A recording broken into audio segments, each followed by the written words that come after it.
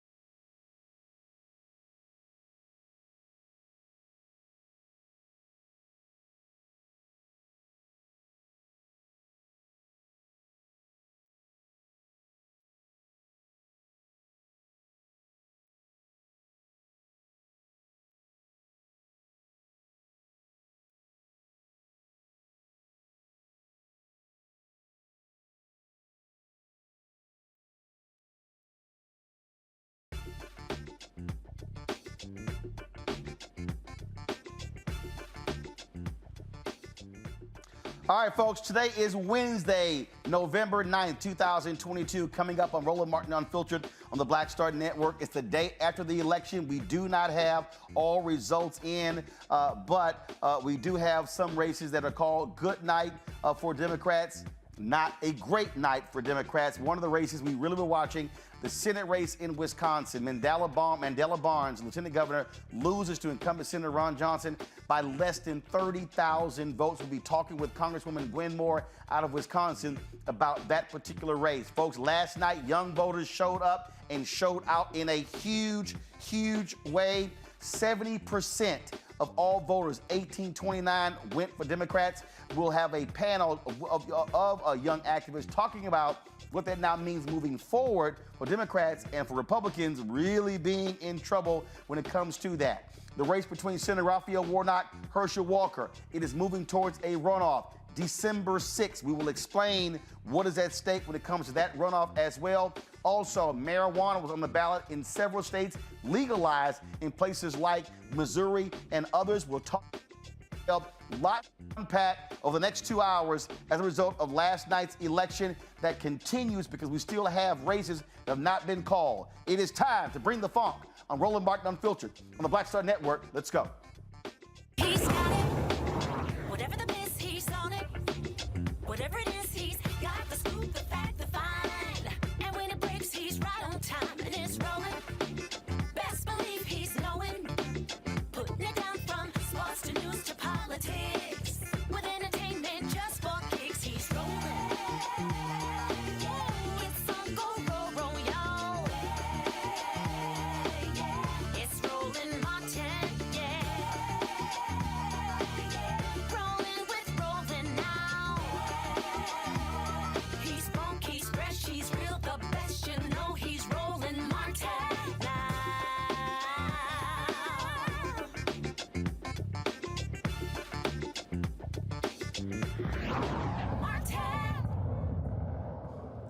Folks, there was no red wave last night in the United States. Republicans have been whining and crying because they did not destroy Democrats on the national and the state level. A lot of races we're going to be breaking down, showing you what took place. Of course, we had 7.5 hours of live coverage on the Black Star Network last night. Now we're seeing the after effects of that. One of the races, though, that was called today, that is the U.S. Senate race in Wisconsin, where Lieutenant Governor Mandela Barnes was trying to unseat incumbent Senator Ron Johnson. He fell less than 30,000 votes short of that. Joining us right now is Congresswoman Gwen of Wisconsin. Congresswoman, glad to have you on the show. One of the things that we saw last night, and maybe you can shed some light on this, and that is that Milwaukee somehow had less turnout than it did 4 years ago. I saw one tweet that had about 214,000 4 years ago, about 176,000 this year.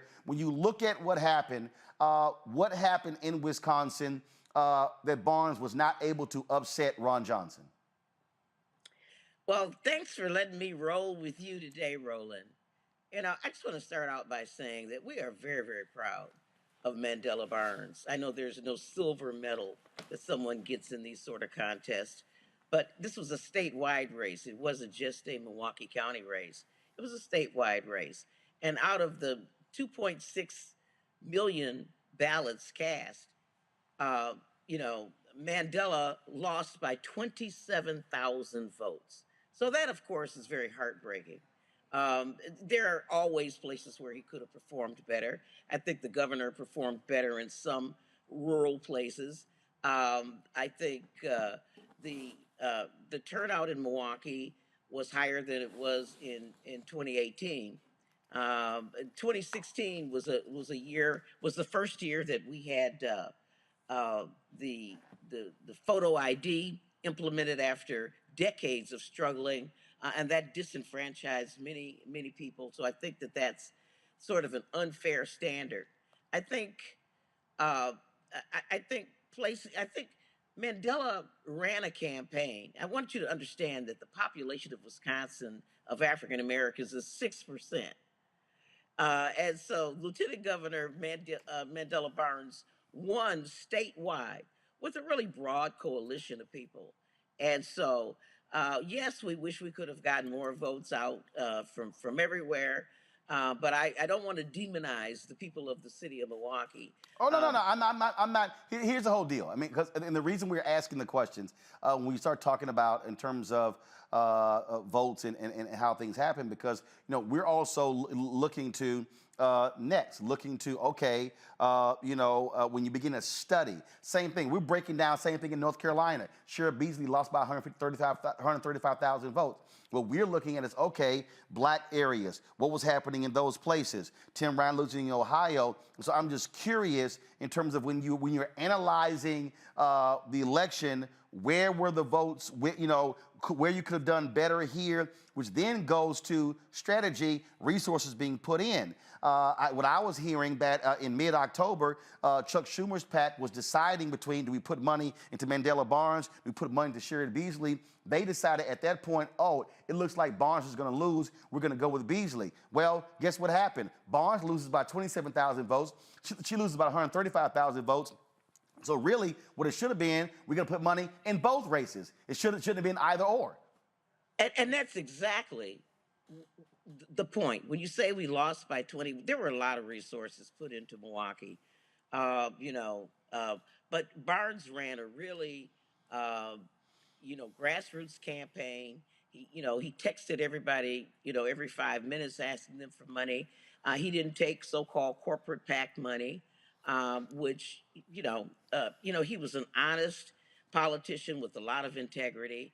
And, literally on our doorsteps every day, we saw the volumes of lies that super PACs put out on the behalf of Ron Johnson, tried to blame Mandela Barnes for the heinous murder of people at a suburban parade by, saying that he wasn't for cash bail, and, really not really being spent by $65 million being spent. This is one of the most expensive in the country. And so that's one of the things. Another thing that my son, Representative Supreme Moro Mukunde, State Representative Supreme Moro Mukunde, raises with me all the time is that we have got to put some resources where we won't be compromised into political education. We can't just tell people who are often living at the margins. One of the problems we have in Wisconsin is that half of Wisconsinites are rent burdened. I mean, they're paying 50% of their income for rent, 75% of their income for rent. And so even though we've done a really good job of knocking on doors and canvassing, I've been there. Yep. Knocking on my door talking about some election just has no competition with how I'm gonna get some diapers for the baby. I ain't got no Similac. I need a babysitter so I can get to work. And I'm saying that these are the kinds of things that we need to just. So it's political education. Well, well, to that particular point there, and this is one of the things that we constantly talk about, on this show, the issues that you're talking about, you had a lot of attention on the issue of abortion. Totally understand that. A lot of attention on inflation in the economy, but this is one of those things where what we kept saying is that how Democrats also speak. If you're talking about, capping insulin at $35, you got to be able, when you're knocking on those doors, say, hey, how much are you spending on insulin for your mama, for your daddy, for your grandmother, for your grandfather? If you're spending $400 a month, we tried to cap it at $35. The Republicans stopped us. If you capped it at $35, that's now an additional $365 in your pocket every single month. Multiply that by 12, we're not talking about almost $5,000. And so it's really sort of connecting with folks that way. And so, so again, what we're talking about is how do we sit here and look at results where you lose? How do you then do better? Because here's what's going to happen. Tammy Baldwin is going to be up for re-election. Democrats got to hold onto that particular seat, studying in terms of what happened there, and also, and again, for us, I'm just like going to be real anal about this, about trying to get people to understand we have to maximize black turnout. We can ill afford to be voting 40, 45, 50%. We've got to be driving our numbers 65, 68, 70, 75% in order to offset what's happening in other communities. If we're frankly below 70%, what we're doing is we're actually shooting ourselves in the head. Well, you're absolutely right, Roland. We do have to maximize turnout. And again, political education is a fact. And again, money is the problem. But despite money, those of us who are elected officials, we've had a pandemic, but we actually do need to spend more time just basically on political education. Yep. Um, you know, we would have never Obama would have never suffered the shellacking Yep. during his first midterm election if people had understood the importance of health care and what Obamacare was all about. Yep. Now it's very popular. Yep. And as Joe Biden has pointed out, we've done a lot for Democrats, and we've had the most productive Congress since back in Lyndon Baines Johnson, 1965, with all the stuff that we have done for Black people and all kind of people lately. But those things, capping insulin, for example, as you pointed out, that won't start until next year. So people will not experience and feel the results of that. Yep. We just did the right thing because it was the right thing to do. And when we haven't been able to harvest the benefit of that, and then people don't know what you've done unless you let them know. Yeah, you gotta tell them. I mean, that's just, and again, I think what often happens is a lot of stuff happens in D.C. And folks like, oh, we did this. No.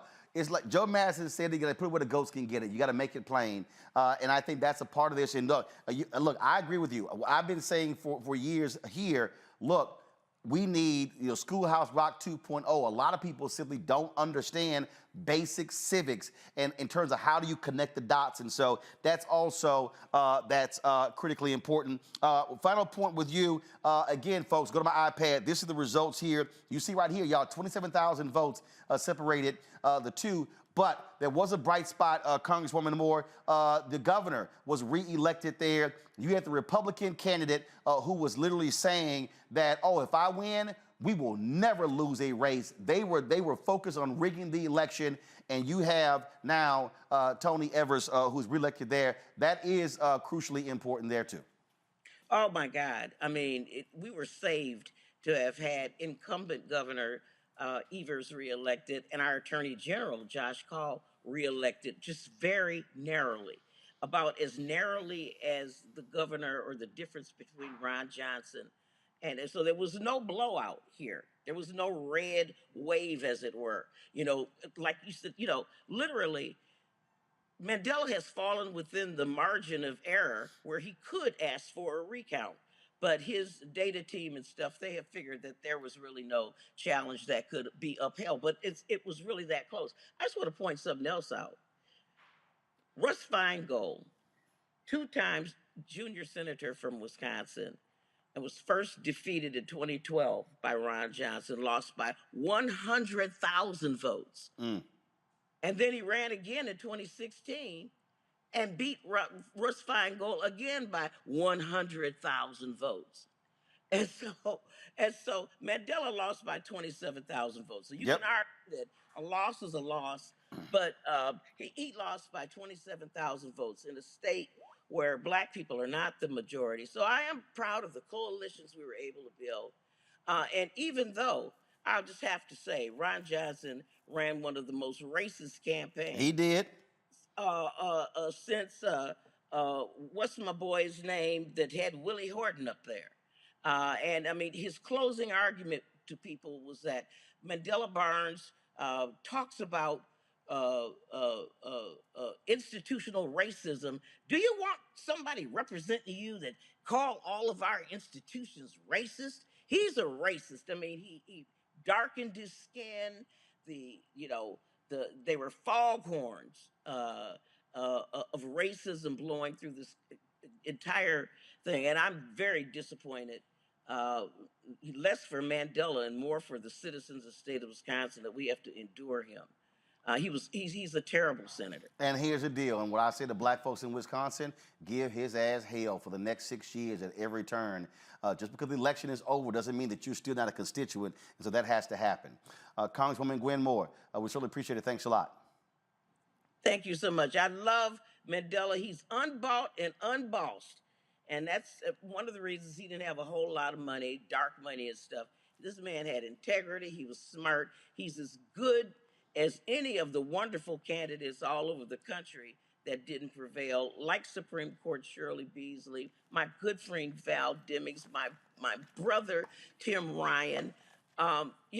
He was a great candidate, and I just want your audience to know that. All right, we certainly appreciate it. Thanks a lot. All right, folks, as we said, we're looking at all these different races. Go to my iPad, please. We're looking at the Arizona race, governor there, Katie Hobbs, Democrat, narrow lead against Carrie Lake, the crazy MAGA Republican there. Lots of mail-in ballots there in Arizona. Remember, Republicans tried to get rid of that. And so it's going to be a while. Only 67% of the vote is in there in Arizona. So we're still watching that particular race. But we also are watching to see unfold, because you see it right here. This is the New York Times. As it stands right now, the U.S. Senate, it is 48 Democrats, 48 Republicans. You have a couple of races outstanding. Actually, 3 races that are outstanding. And what are we looking for? We're looking for this race right here. First of all, you saw last night in Utah, it wasn't close. Mike Lee, he beats Evan McMullen for that particular race there in Utah. But again, what we're also looking at when it comes to these states, folks, right here, I'm going to show you. Let me pull it up here in terms of the U.S. Senate races. We're looking at the race in Arizona. Again, 67% of the votes are in. Mark Kelly has a 4-point lead there. He's leading by about 75,000 votes. And so looking good there. Again, we're waiting to see if all the ballots are cast there in Arizona to determine if Democrats are going to hold on to that seat. And then when you begin to look at the Senate races, again, now we talk about what is outstanding. And guess what? It is going to come down to really 2 states, Nevada and Arizona. In Nevada, again, Democrats are hoping there's going to be a treasure trove of mail-in votes there. Adam Laxalt, who is the Republican, he's leading there, 418,000 votes. He's leading by about 20,000 votes against the incumbent Democrat, Catherine Cortez Masto. And again, I've been talking to folks. They say they believe it's looking good for them to be able to come back in that particular race there for the United States Senate. And so let's say Democrats win Arizona. So again, it hasn't been called. Now it goes 49-48. Let's say they win Nevada. It's now 50-48. Now the critical race is going to be this, and that is what we saw, 2 years ago? Georgia. It comes down to Georgia. You see the map right there. Let me go back to it. You see the map right there. All of the places, all the red that you see, that's where Herschel Walker won. Then you see the blue where Senator Raphael Warnock won. Bottom line is this here. When you see all of that blue, a lot of those are your suburban counties that jump out. But here are the actual results as we stand right now. Senator Raphael Warnock, 1,941,000 votes, 49.42%, not getting 50.1%. Herschel Walker, 1,906,000, separating them about 35,000 votes. The Secretary of State announced it is going to a runoff, and here's why that is now significant.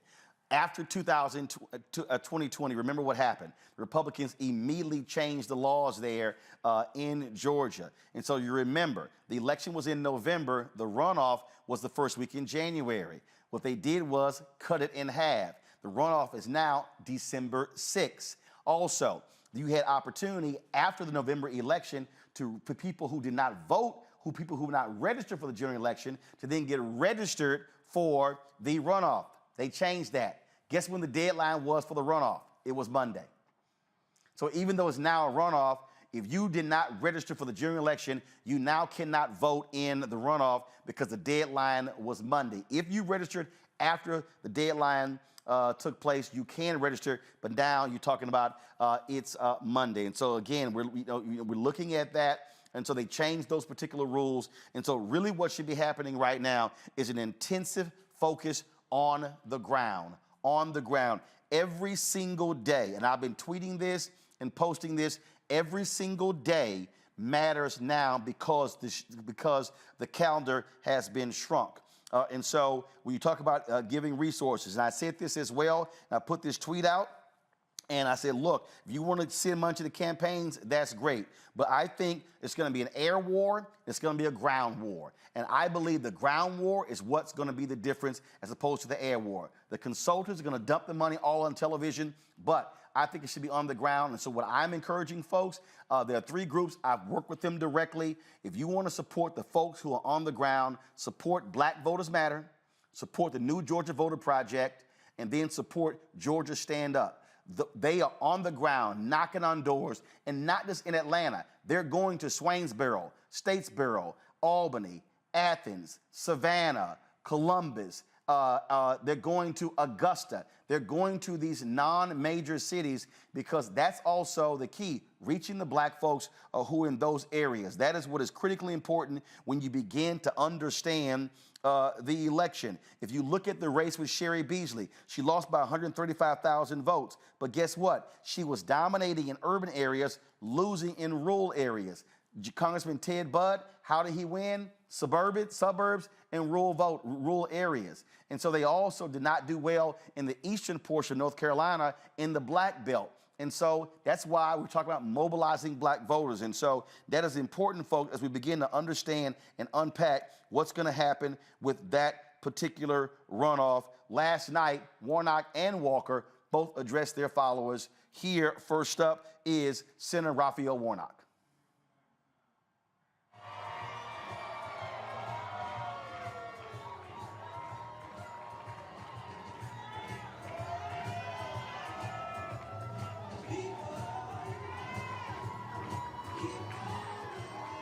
Well, hello, Georgia. Listen, I just wanted to drop by because I'm coming back tonight.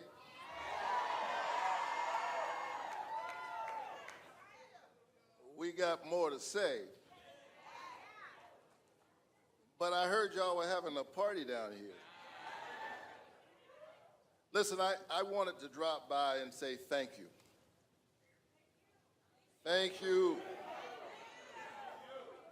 Georgia is showing up in such an amazing way in this moment. I mean that. I can't even begin to tell you how proud I am of my state. I'm a proud son of Georgia. And I'm grateful for all the work that you all are putting in. And I'll say more later, so I'm going to try to defy Baptist preacher gravity and not talk too long. But listen,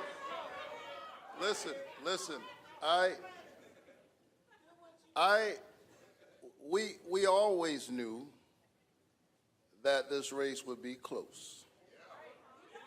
And so here, that's where we are. So y'all just hang in there. I'm feeling good. I do. I feel good. I feel good. And just hang in there and enjoy one another. I'm with you. And we know how much is at stake in this election. So thank you for being with me, and I'm grateful that we are together every step of the way. And if you can hang in here for just a little while longer, we'll come back and say some more.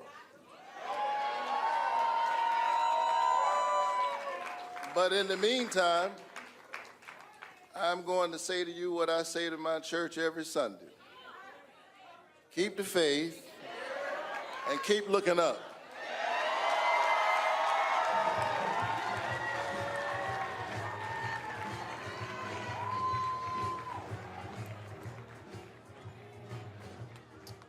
All right, folks, that's Senator Raphael Warnock. Y'all know I don't give a damn what Herschel Walker has to say. And so, bottom line is this here. All eyes are now going to, again, be on the Peach State. We're going to be looking at that. Let's talk about this with my panel. I'm going to walk on over here, so y'all follow me here. Joining us here in the studio, folks that were with us last night, up late, breaking all of these things down. Glad to have them back. We got Monique Presley, crisis manager, legal analyst. She's here. We got my man Larry Walker. Larry, you back in Florida? Where's Larry? I'm actually still in the Northeast because of the storm. All right, so that's right. A hurricane is coming there, and that gummit, we should knocked out and give a concussion to Ron DeSantis after last night. Of course, and already Republicans are yelling and screaming how, he's the bright future of the party. Yeah, y'all know how I feel about that. Rebecca Carruthers, Vice President, Fair Election Center at the Amakongo Debinga Professorial Lecturer, School of International Service, American University. And again, y'all, Larry Walker, Assistant Professor, University of Central Florida. Rebecca, let's start with you. Georgia. Here we are again, where that's going to be the pivotal state. And as I said, a lot of the money is going to be put on the air. This is a ground game. At the end of the day, it's can you turn your people out? And that's going to be a lot of door knocking, a lot of canvassing, going back to people repeatedly, trying to get them to turn out. You're absolutely right. This is all about text banking, phone banking.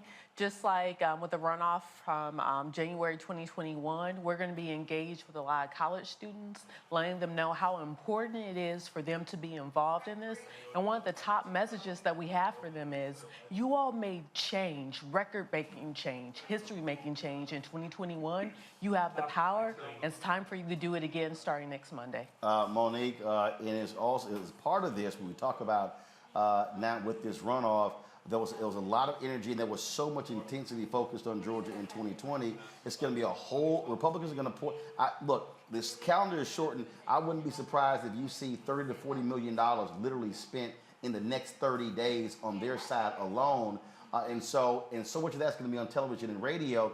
But again, the way to counter that is figuring out, looking at the data, finding out what the percentage of black folks, where did they vote, where didn't they vote, how can you juice those numbers up? And as I said, if you can get black turnout in those rural areas up to 65, 68, 70, 75%, that's game changing. Right, and we've done it before, so we can do it again. And by we, I mean the people who are already on the ground, which is why I appreciated the appeal that you just made, because the types of information that you said we need, there's infrastructure already built. There are people who already know how to do this, who have been doing it for years, who were responsible for getting Georgia to the fact that Georgia's even in play right now.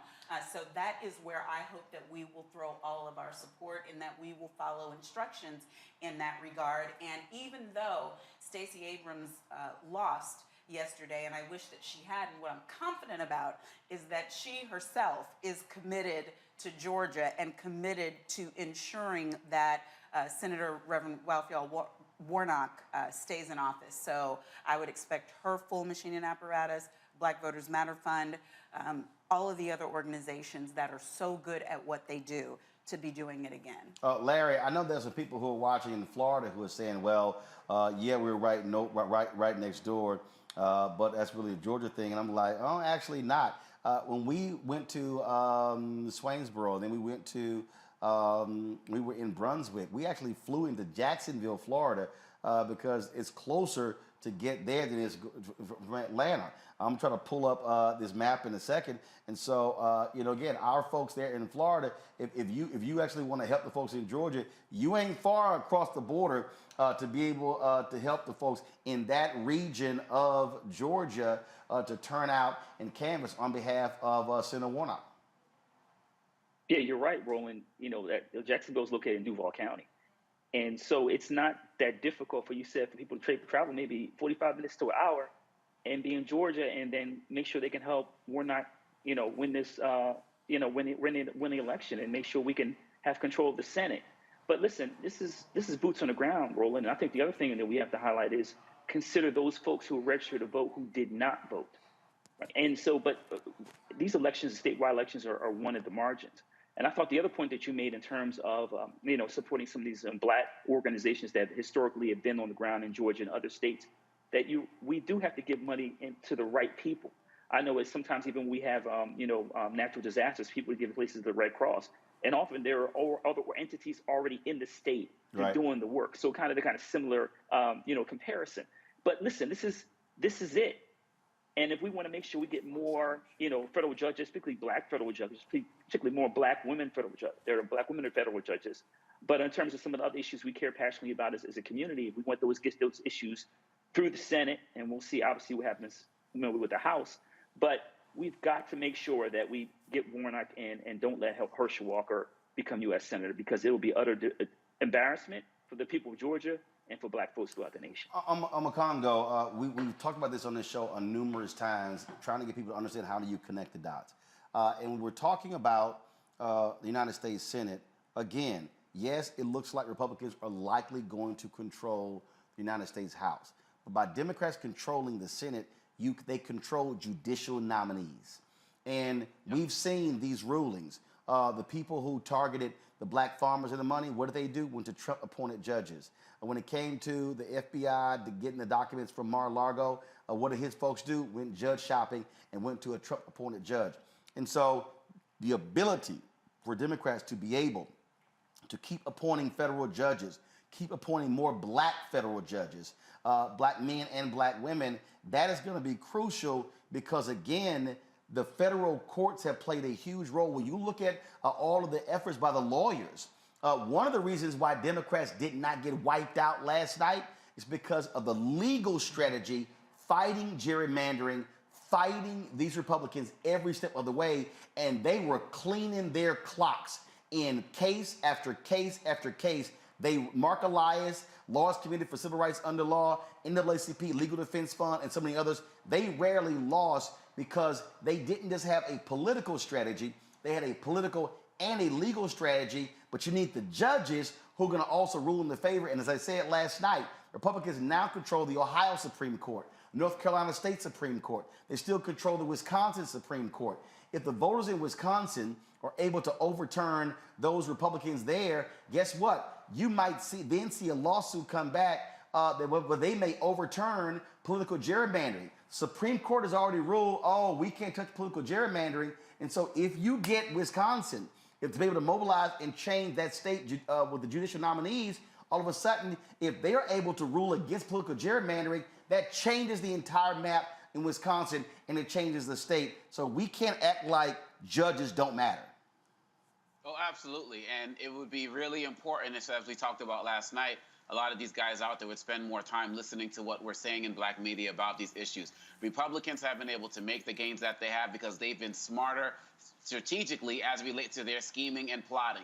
And so while we're out here talking about personalities and I don't like this guy or that guy, they didn't even like Trump, Roland, but they were focused on the courts. That's all they cared about. And they didn't only care about the Supreme Court. They cared about judges on every level across the country. And if people can get in there, and if the House and Senate goes Republican, and if they can just focus on only blocking judicial nominations, that is a success enough for them.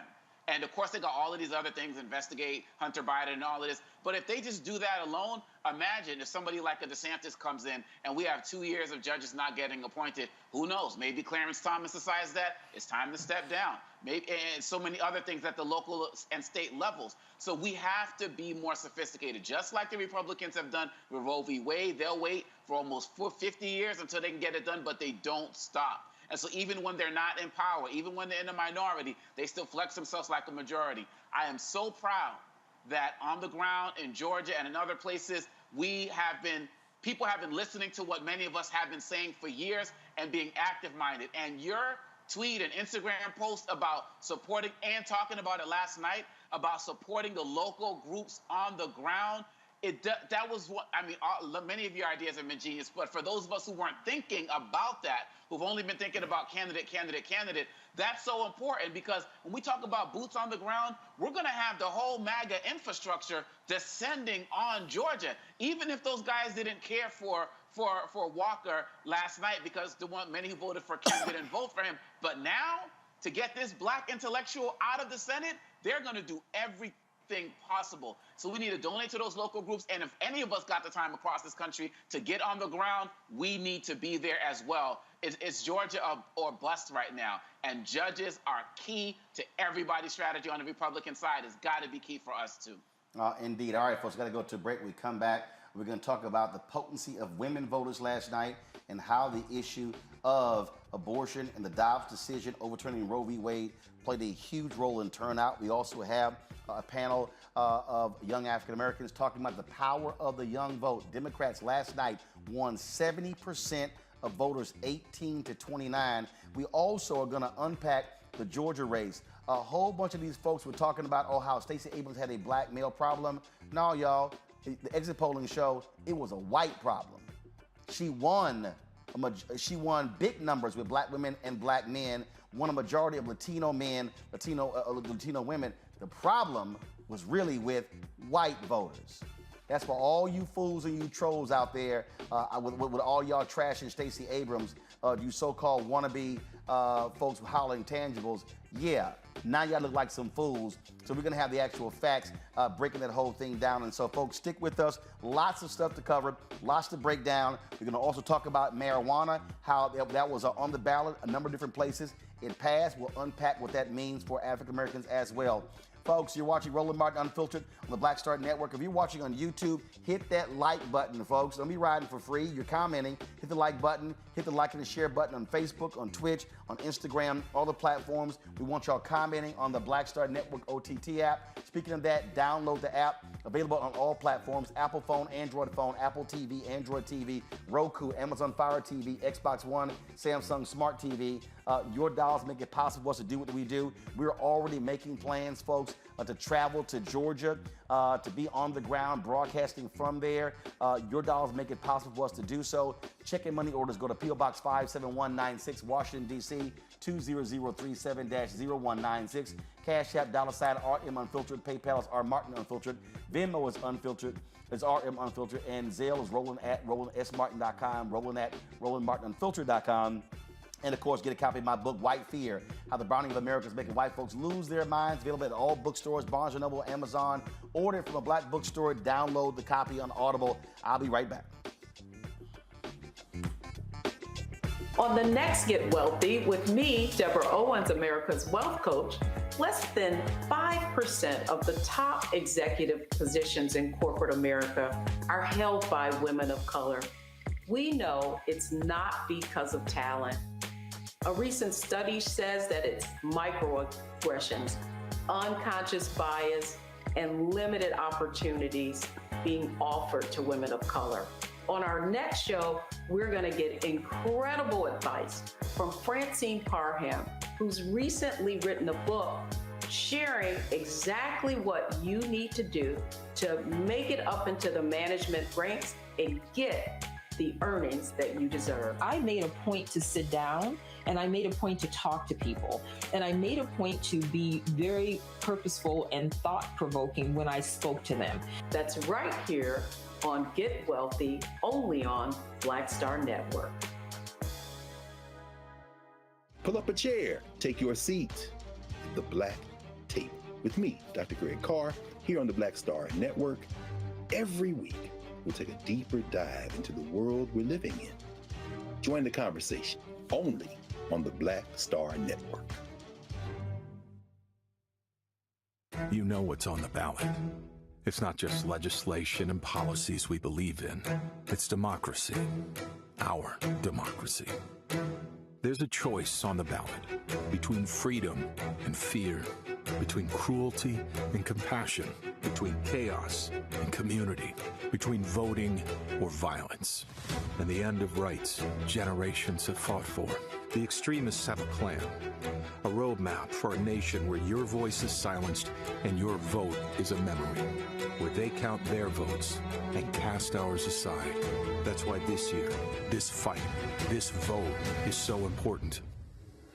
Register, engage, volunteer, fight back against the disinformation and despair, and most of all, vote, because your vote is all that stands between our future and theirs. It's about us. Everybody all together. We are in sunny South Dallas. The election is coming up. It's super important that folks know who they are voting for, but more importantly, what they are voting for. Y'all, we got the free shirts and free lunch right over here. Freedom is our birthright. No matter what we're up against, we're sending a message in Dallas and Texas and in this country. We won't back down. That's what this bus tour is all about. The housing cost is one of the most capitalized areas that we have found. People who are marginalized, that are brown and black, we are suffering the most, and I think that we have the biggest vote and the biggest impact in this election. I'm voting for affordable housing, for sure. We should not be paying the cost of a utility failure because our elected officials are too proud to say we need help. I know that we can bring out our people to vote. It's a part of our birthright. Right. It's a part of our heritage, and surely it's a part of our present and part of our future. That's right. That's what's up. And we won't black down. Forward that message to 5 friends, because in that message, it's got links to how to get registered, how to check your registration status. Like I said, 2:30 we'll start rendezvousing right here on this street. I am voting to let our voice be heard in the rural communities that, hey, we are people too. There are things that we need. Free shirts, free food, and lots of power. We are in Longview, Texas, where Black Voters Matter, 365. Whatever type of oppression a white supremacist throws our way, we will not black down. We are in relentless pursuit of liberation of our people. Freedom is liberation for black bodies and black communities to make economic change through political power. Freedom is choice. We won't black down. We won't black down.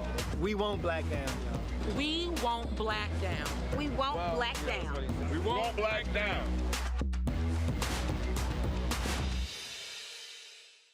Hey, what's up, everybody? It's Godfrey, the funniest dude on the planet. And you're watching Roland Martin Unfiltered. Ow.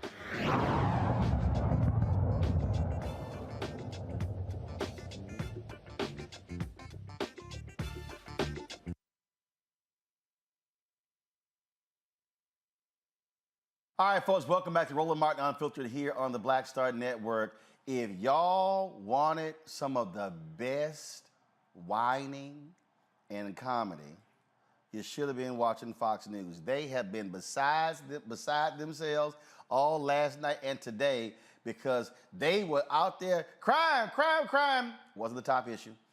They were out there, remember last year was critical race theory. They were sitting here, red wave, we're wiping the floor, everybody. Y'all role play. Y'all gotta play this here. Y'all watch this. With voters. When it comes to the state of Pennsylvania, why did Dr. Oz lose?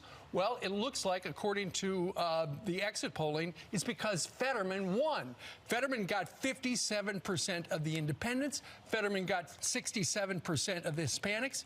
He got 57% of the women. And remember, it was just last week we were talking about that Wall Street Journal story that showed that there was a 27-point swing from suburban women from Democrats to Republicans.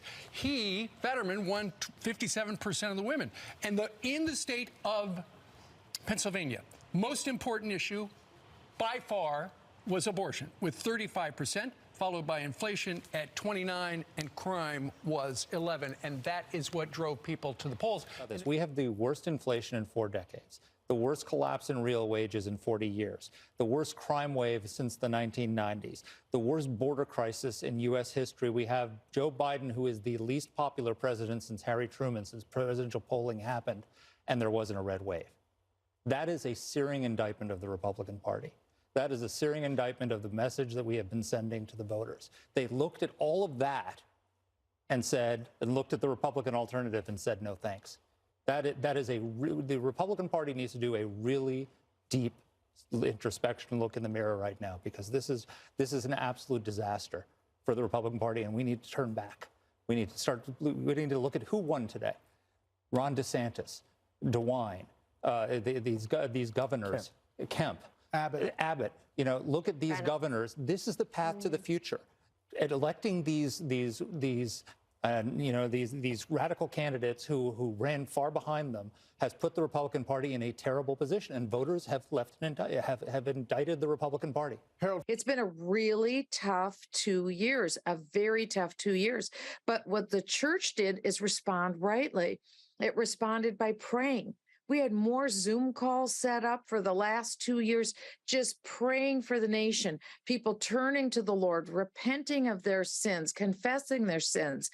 We've seen pastors doing the right thing by preaching from the pulpit according to biblical values. So we've seen the church respond. And it just doesn't make sense. So we'll learn more, I think, of course, in the days that are in front of us. But surely this is absolutely not the result that was predicted by almost uniformly by the pollsters, but it wasn't the result that I think any of us thought were going to happen tonight. It's been as not only traditional, but I would say crashingly disappointing, because this really should have been a wave election. And now it doesn't even look like we're dog paddling. Well, maybe because Jesus ain't on your side. That could be it. Now, one of the greatest laughs I've got. Now, y'all know I can't stand a little punk Charlie Kirk at Turning Point USA. I love that this was captured last night live. Watch this. About what the future of the Republican Party is going to be in 2024. Now is the time to focus in and win right now. Oh, how about this? That this doesn't happen in the presidential race in 2024. Michaels should be governor. He lost. Did they call it? Yeah. Really? Yeah. Yeah. Did they really call it? Yeah, they called it. Do they have some outstanding ballots the same way that we do, though? No. That was close. Wait, how much did you lose by? Did they call it? The people I cover, the people I actually trust, called it. Really? Yeah, it's 51-48. It's pretty big, too. 3 points. Oh, it's 3 points. 3 points, yeah. Expanded about 100. But Ron Johnson's holding strong. Ron Johnson has... About what the future of the Really? Republican Party is going to be. Are there any ballots left? Could we possibly still win this? Oh, my God, no. Really? Okay, y'all, I got to play one more before I go to my panel. Let me find it. This was, you know, on a consistent basis, it's shameful to have to deal with Harris Faulkner on Fox News. She's actually an embarrassment. And I know Harris, and she just sounds more ridiculous every single day. Listen to this idiotic exchange today on the so-called news show on Fox News. An optimistic future for the country, but on the other hand, I'm just being practical. I think that absolutely it looks like he's in a much stronger position to be the nominee today than he was yesterday. You know, I love it when you look at from a 37,000-foot range at politics. What is happening right now? Are Democrats so entrenched that they're okay with horrible crime statistics and victims by the hour here and many other Dem-led cities? Are the high prices not bothering Democrat voters? Like, what causes them in the worst of circumstances to say yes to their party? Yeah. It's a really, really interesting, and it's the fundamental question, because it wasn't just Biden's approval rating that was so poor. You saw that on the handling of the issues. So I know there's been some discussion today about whether, well, actually abortion was higher of a priority than the economy, but everyone still has the economy as the top issue. And on all of the polling, again, not just from Republican pollsters and so on who want to believe in good results, all the polling universally showed massive disapproval of what Democrats have done, particularly on the economy and on crime and on immigration and the border.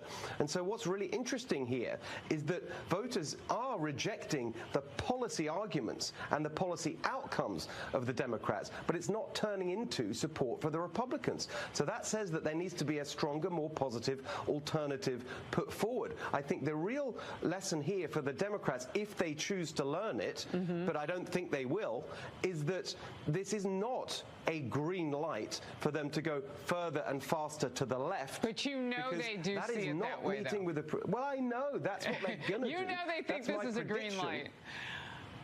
Exactly. Here's why that's utterly laughable.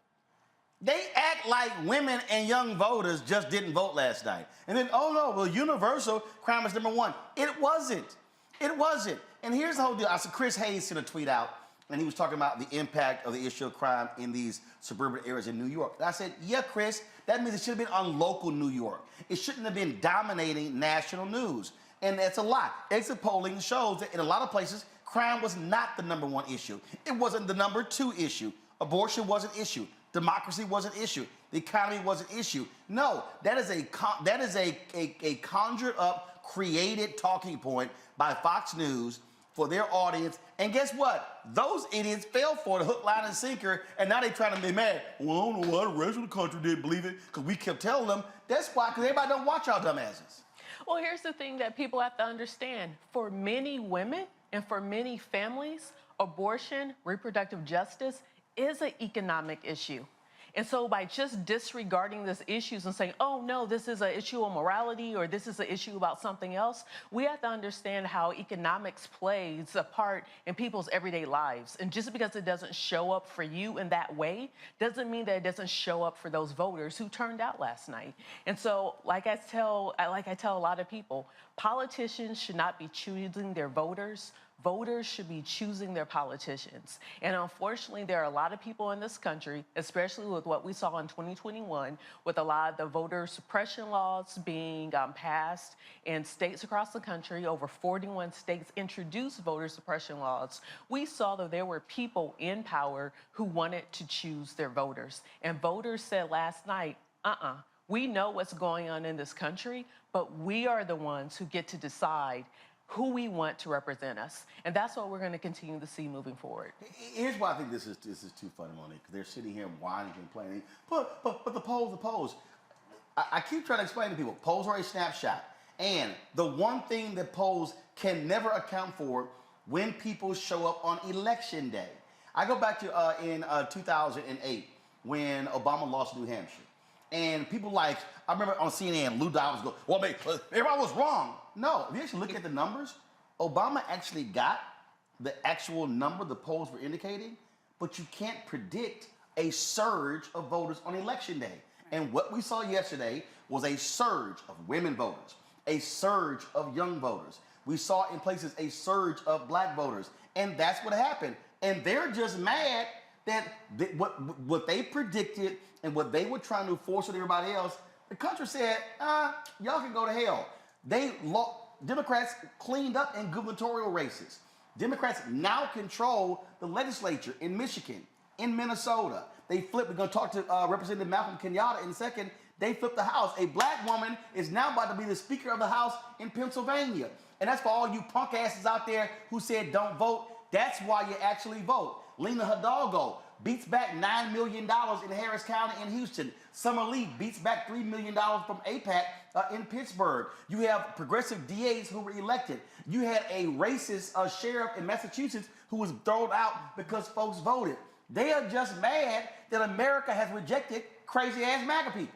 Right, but whoever that person was, I don't watch Fox News, so I don't know that man's name, but his analysis was spot on when he said accurately that the approval ratings are low, that the voters in this country are not showing up saying, we love what the president is doing, we love the president's policies, we love what the vice president is doing. All of those numbers are not where we would like them to be, but what he followed up with and said is it didn't convert to them voting for Republicans. Why? Because Republicans don't have any ideas. They've turned into the party of no. They are only against things. They are not for anything. So when the voters went and looked, they're like, well, they're probably thinking, well, at least I got a shot in my arm. I remember I got that PPP money.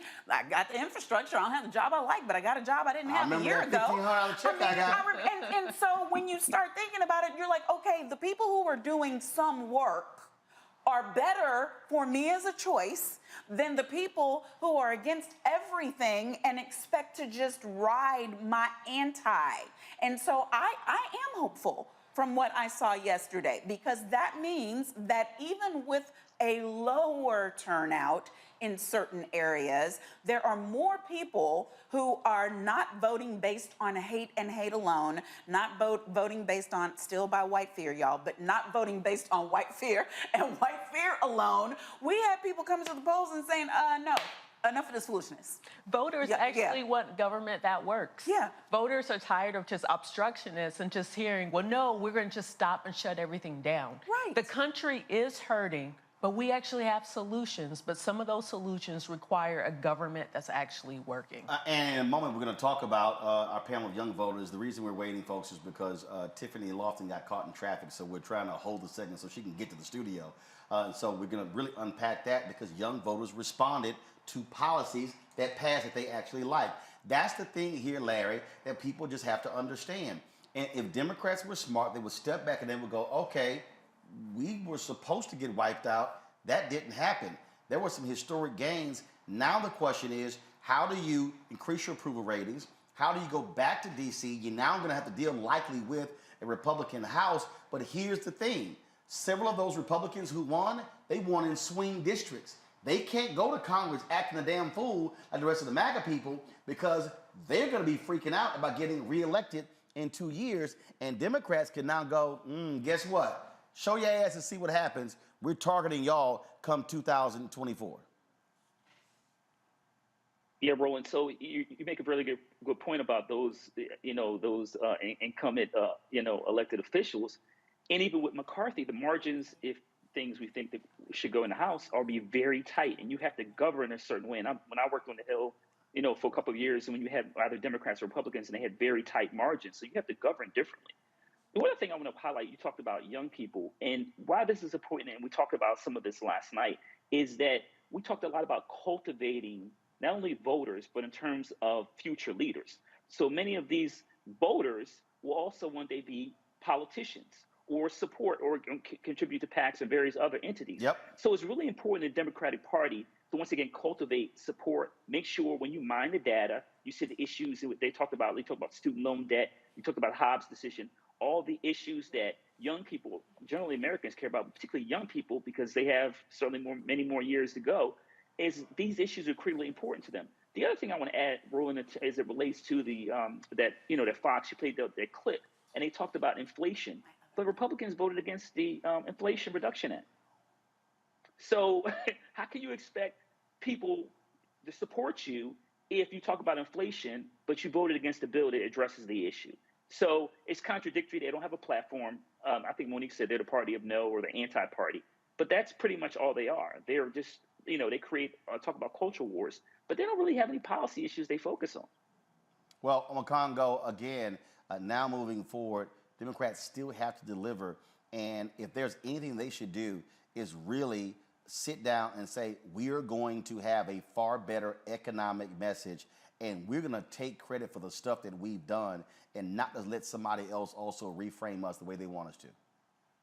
Absolutely, and that has to start immediately. Just quickly, as relates to you talking about these Republicans showing themselves, just today in Biden's speech, he was talking about he's meeting with McCarthy later today. So even McCarthy knows that they got to start getting themselves in line, because the MAGA folks have been rejected. And so when it comes to rebranding themselves, Democrats have to show that they are willing to be bipartisan, they are willing to do that, but they have to stick with the people who brought them to the party. Yep. And so right now, they got to go deeper as relates to getting out to the youth, because these pollsters didn't have anything they knew nothing about what the youth were going to do. Now they said, we are here and we got this. I mean, these young people, they're out here getting vasectomies and sterilizing themselves and all of these things because of Dobbs. So at the beginning of their reproductive years, they're making decisions like this and they're pissed off. So now we got them. Hopefully we can stay engaged with them because we cannot afford to lose them. And then just lastly, on the thing about crime, let's all be real. The reason why crime was brought in fairly late into this midterm election thing is because it was another part of the Southern strategy way to demonize these people and have them focus on black people being more prone to crime. That's why they did it. Despite the fact that crime is a bigger problem and murders are a bigger problem proportionally in 9 out of 10 states that are led by Republican governors. They didn't have an argument on crime. They just wanted to flip it into race and more racism. That's why they also said things like Mandela Barnes, different kind of Democrat, stay dark and Stacey Abrams in advertisements. They try to do this Willie Horton 2.0 type of thing, and it got rejected because it wasn't true. But they don't have anything, so they're going to double down on that. And we're also going to get these types of Republicans who won. We got a good window rolling if we don't mess this up. Absolutely. Right. Yeah, just real quick, because the MAGA folks, until they go away or Trump gets locked up, they're going to be fighting with the DeSantis folks for the next 2 years. It's prime for the taking. We got to jump on this. I agree. All right, folks, real quick break. We come back. We're going to talk to Pennsylvania State Rep Malcolm Kenyatta about what has happened there. Big wins last night. Fetterman for U.S. Senate. Also, Josh Shapiro, the next governor. But the thing is, they were able to take the House. I keep telling y'all, don't ignore those down ballot races. How important is that? We'll break it down with him. Plus, my panel of young activists, we're going to talk about the power of young voters. We're just trying to give Tiffany Lofton time to get out of traffic and get on Skype, because I really want all three of their voices, folks, because last night was huge, and it's going to pave the way for the future, especially in 2024. All of that right here. And also, Isaac Hayes III is going to be joining us, talking about his crowdfunding race for Fanbase. Y'all, the hell with Twitter. You need to be getting your accounts on Fanbase. We'll talk to him in our Tech Talk segment. You're watching Roland Martin Unfiltered on the Black Start Network. Folks, YouTube, hit that like button. More than 4,000 of y'all getting closer to 5,000. We should have 4,000 likes. Yes. Y'all talking in the chat? Hit the like button. It's free. It don't cost you nothing. We'll be right back. On the next A Balanced Life with me, Dr. Jackie, 2 facts that you need to be aware of. African American women have the highest diagnosis of breast cancer than any other group in the U.S. And young African American women are most likely to be diagnosed with one of the highest aggressive forms of breast cancer than all other groups. It is a disease that requires fast action, determination, and a whole lot of support. On our next show, we'll meet a young woman who's chosen an alternative path and approach to tackling this disease. And you'll hear from our medical and support experts on how to maintain balance through it all. We encourage exercise. We encourage, changing diet and making, all those personal changes. That's on the next A Balanced Life on Black Star Network. You know what's on the ballot. It's not just legislation and policies we believe in. It's democracy. Our democracy. There's a choice on the ballot between freedom and fear, between cruelty and compassion, between chaos and community, between voting or violence, and the end of rights generations have fought for. The extremists have a plan, a roadmap for a nation where your voice is silenced and your vote is a memory, where they count their votes and cast ours aside. That's why this year, this fight, this vote is so important. Register, engage, volunteer, fight back against the disinformation and despair, and most of all, vote, because your vote is all that stands between our future and theirs. Hey, I'm Deion Cole from Blackish. Hey, I'm Arnez J. Black TV does matter, dang it. Hey, what's up, y'all? It's your boy Jacob Lattimore, and you're now watching Roland Martin right now. Stay woke.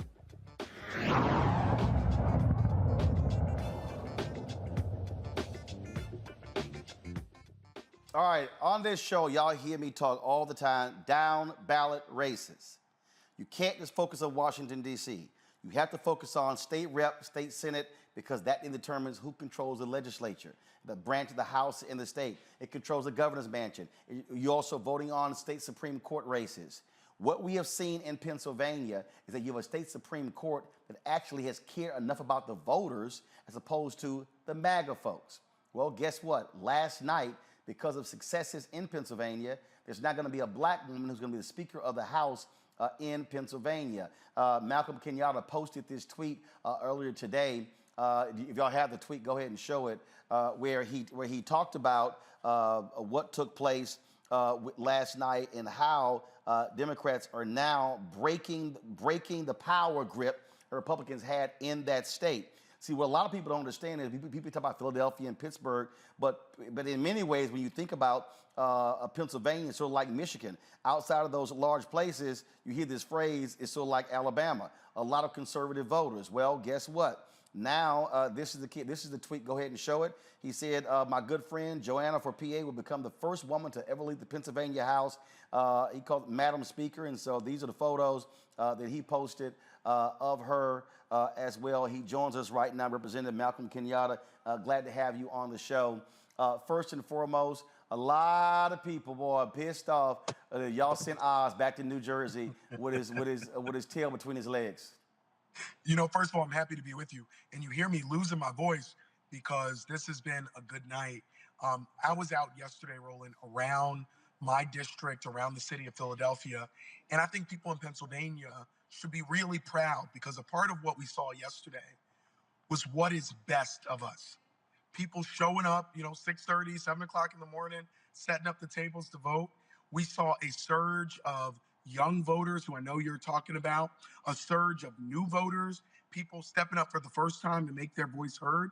But what we also saw, and one of your, both of your panelists were just talking about this, both of your guests, people were hungry for solutions. When you think about abortion or you think about inflation or you think about gun crimes, in my district where we've lost folks to gun crimes, we don't need to be reminded. What we need are elected officials who actually give a damn about getting unaccountable weapons off of our streets. And so across Pennsylvania, I think something really special is happening. Not only did we win the governor's race, we won the United States Senate race. We have flipped the Pennsylvania House. And I was looking at my odometer here, and between this race, I put 75,000 miles on my car driving all around Pennsylvania. We've been to 35 different counties since I lost the primary to John Fetterman, talking to voters about what's at stake. And what we saw was the coalition of, I think, real common sense people, not just in Philadelphia, but you look at some of the margins in our rural communities, where I spent a lot of time talking to people in places like Erie, for example, up in counties like Lackawanna, for example. You saw voters show up. They showed up because they wanted elected officials who did the two most important things that I think you have to do. First, you have to show up and talk to people and ask and listen about what they care about. And then you have to have actual policy solutions to those things that they told you they cared about. I think Democrats did that, and we're seeing it with these historic victories. Here's the thing that I don't think people, again, understand. You've been in the House. Y'all have had some vicious fights with Republicans. They have been trying to run roughshod. They had control of the legislature. They were ignoring Democrats. We've run some of those videos on this show. And I don't think the average voter understands what now happens by the Democrats controlling the House. When you have those MAGA folks and you control one of the branches, they've got no choice but to negotiate with y'all for anything to get passed. They got no choice. And so now, in many ways, you're tempering the nutcases because they can pass something, whatever they want in the Senate, it ain't gonna fly in the House. And that's why it's important for where they don't have control, and not only control of the legislature and the governor's mansion, but have a veto-proof majority where they can just run whatever through and ignore Democrats on anything. Roland, thank you so much for consistently bringing this up about the impact of local elections, particularly at the state level. You laid it out perfectly. I want people to understand this. A lot of folks nationally got to know me because in the 2020 election, in the House State Government Committee, which oversees all elections in Pennsylvania, they were trying to pass what was called the so-called Election Integrity Committee. And I want people to really understand what that means very briefly. It would have allowed them, Republicans in the House, to subpoena ballots, to open up your ballot and see who you voted for, to check if there was any quote-unquote fraud. It would have allowed them to impound voting machines. It would have allowed them to actually physically compel, i.e. arrest and drag elections officials up to Harrisburg for sham hearings. As we're sitting here talking, Roland, in the next legislature, I'm going to be on that committee, that same state government committee that oversees all of our elections. I'm the Democratic chair of the subcommittee that oversees everything that has to do with campaign finance and elections in Pennsylvania. I'm the Democratic chair of that subcommittee right now. I'm going to be the majority chair of that subcommittee come January. That's a big difference. And it matters for all the things that people care about. And so this is proof positive that your vote matters, that when people show up and vote, we can get a real difference in the leadership. And it's not just important that we have a Black woman as our next speaker. It's important that we have this Black woman. Joanna McClinton is somebody who is a minister, who leads with her faith and not this bastardized Christian nationalist version of who Jesus was and what his message was about. But she is somebody who has used her entire career as a public defender, speaking up for the least of these, speaking up for the people that Jesus actually hung out with, the people who were forgotten, the people that were untouchable. These are the people that she has spent her career fighting for, elevating. I worked on Joanna's first campaign for state rep. I was a big volunteer on her campaign, and I sent her a picture. I said, who would have known 7 years later that you would be the Speaker of the House? And she was raised by a Black woman, a single mom, who had to figure it out, raising 2 kids, not knowing how she was going to figure it out.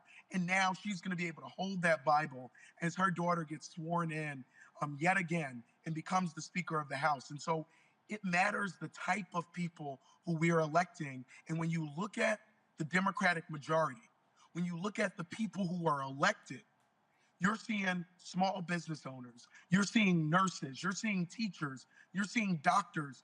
Roland, we're seeing just regular people in our caucus who never thought they were going to run for office, but who stepped up because they were sick of the nonsense, the lies, and the BS that's coming out of the MAGA Republicans. We wanted you to keep your voice. Your voice is needed in the State House there. And look, we're going to continue trying to explain to people why we can't ignore the city races, the school board races, the county races, the state rep and state senate, because not everything is done in Washington, D.C., and not everything that we need in the Black community is going to come out of Washington, D.C. And so it's all these levers. And so, I keep saying we got to have Schoolhouse Rock 2.0. We're going to use this show to teach people, to get them to understand civics, understand basic politics, because that's how these things begin to change. And so congratulations there. Let Joanna know that look forward to having her on the show because we don't want to just uplift members of Congress.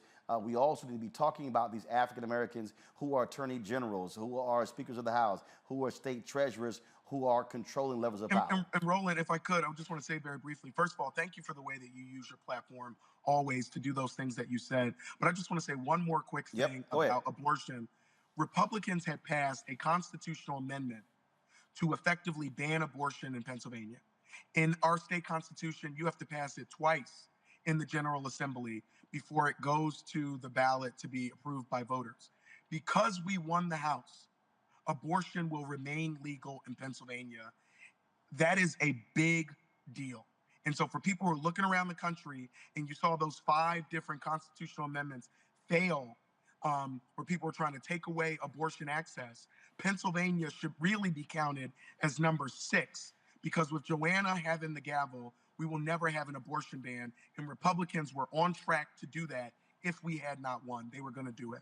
And the governor couldn't veto that, by the way, Roland. And so they didn't care about Josh Shapiro. If they held on to the House, they were going to move that constitutional amendment. And now we have stopped it dead in its tracks. And so thank you, brother, always for lifting up what's happening at the local level, because that's where the rubber meets the road for people in their real lives. All right, we really appreciate it. Thanks a lot. Thank you, brother. All right, folks, gonna go to a quick break. We come back. Power of young voters. They turned out in a huge way last night all across the country. We got a great panel lined up. My panelists are also ready to weigh in, asking them questions as well. And so we look forward to have that conversation. So folks, let's make it happen. First of all, let your friends and family members know about the conversation we're having. See, I keep telling y'all, first of all, you saw last night, you ain't got as many black people on any of these networks. They are not talking about the stuff that we care about. They're not, okay? They probably spend their time talking about Trump's so-called announcement next week. I don't give a shit what he's announcing next week, okay? And I'm letting y'all know right now, I ain't gonna cover it. All right? And so the bottom line is, this is about us, for us, by us, speaking to our issues, elevating our voices.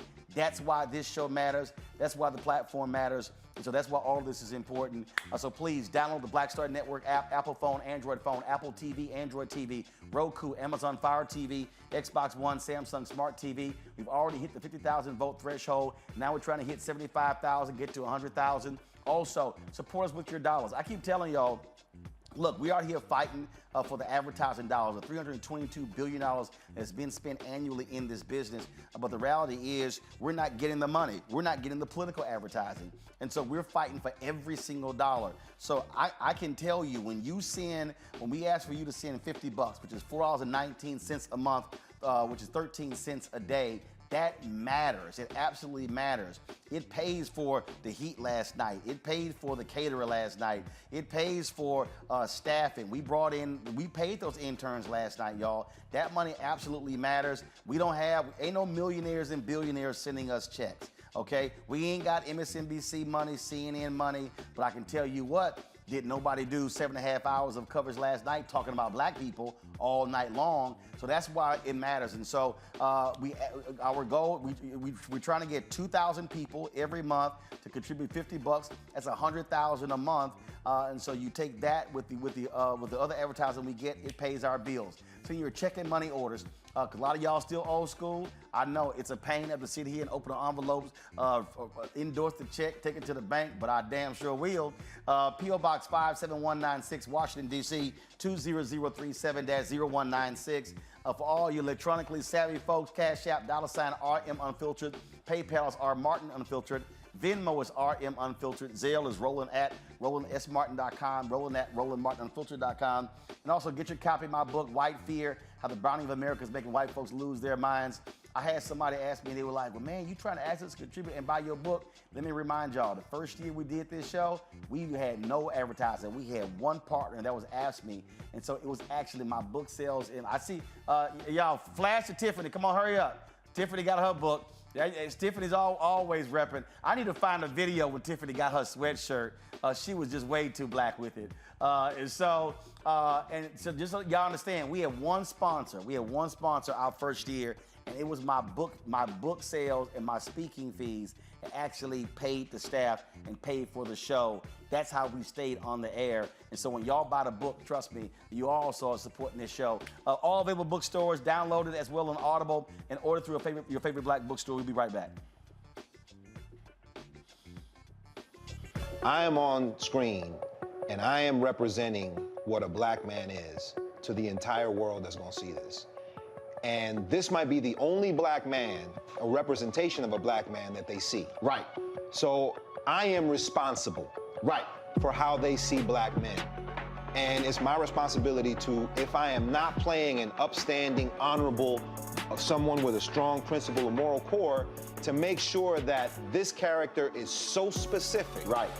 That it is him, not black men.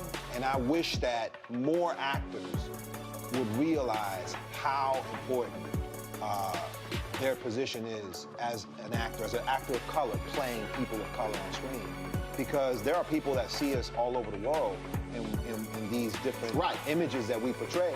And not everyone knows black people to know. Yes. That's not all.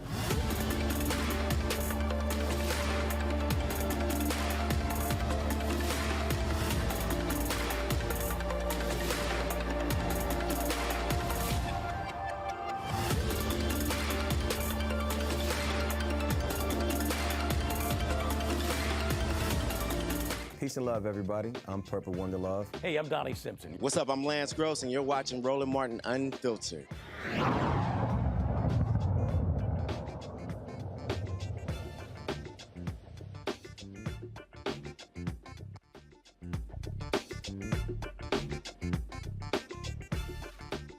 Last night, why did Democrats do so well? In many ways, young voters. 70% of young voters voted blue last night.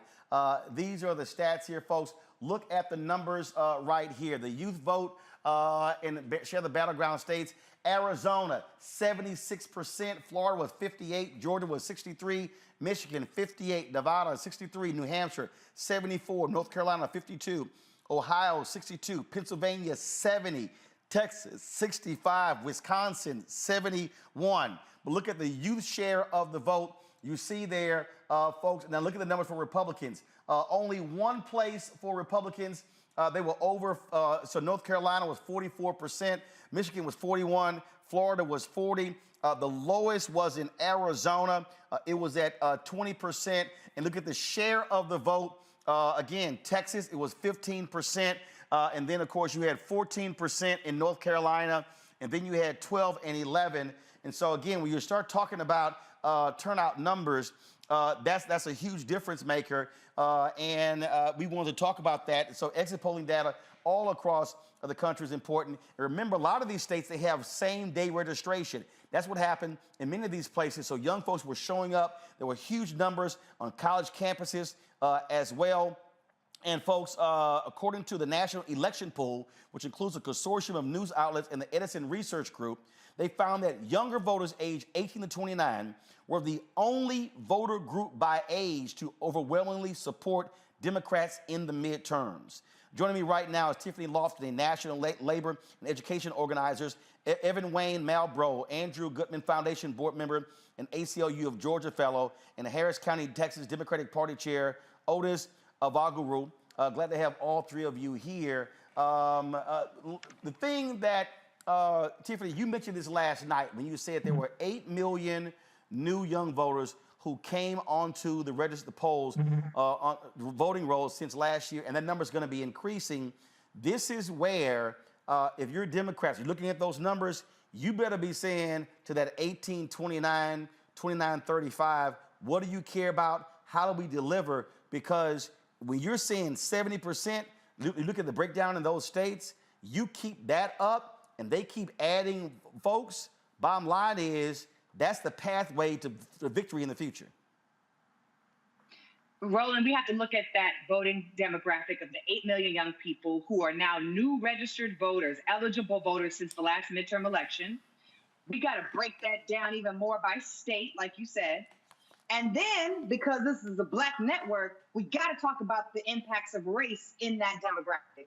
From those 18 to 29-year-olds, Roland, Black voters from 18 to 29 make up 89% of those leaning Democrat. You got it on the screen. Look at y'all, viewers. I'm not talking to the panel. Viewers, look at the Black folks on this chart. Black folks from 18 to 29, 89% of them are leaning blue. 9% are leaning red. So when we talk about young people in those states, it's not just the infrastructure dollars to how do we turn out more young people. You have to continue not to target, because we're clearly turning out. You have to figure out, when I get elected, when we are in office, how are we continuing to make these voters happy? Because, surprise, in 2024, we're going to have another couple million young people coming on so that they can vote in the presidential election. And if you know that your devoted, promised demographic of folks are people of color, then the question does not become, we got to make sure we turn out people of color and the advertisements got to make sure we reach out to give them the right messaging. We clearly don't need that.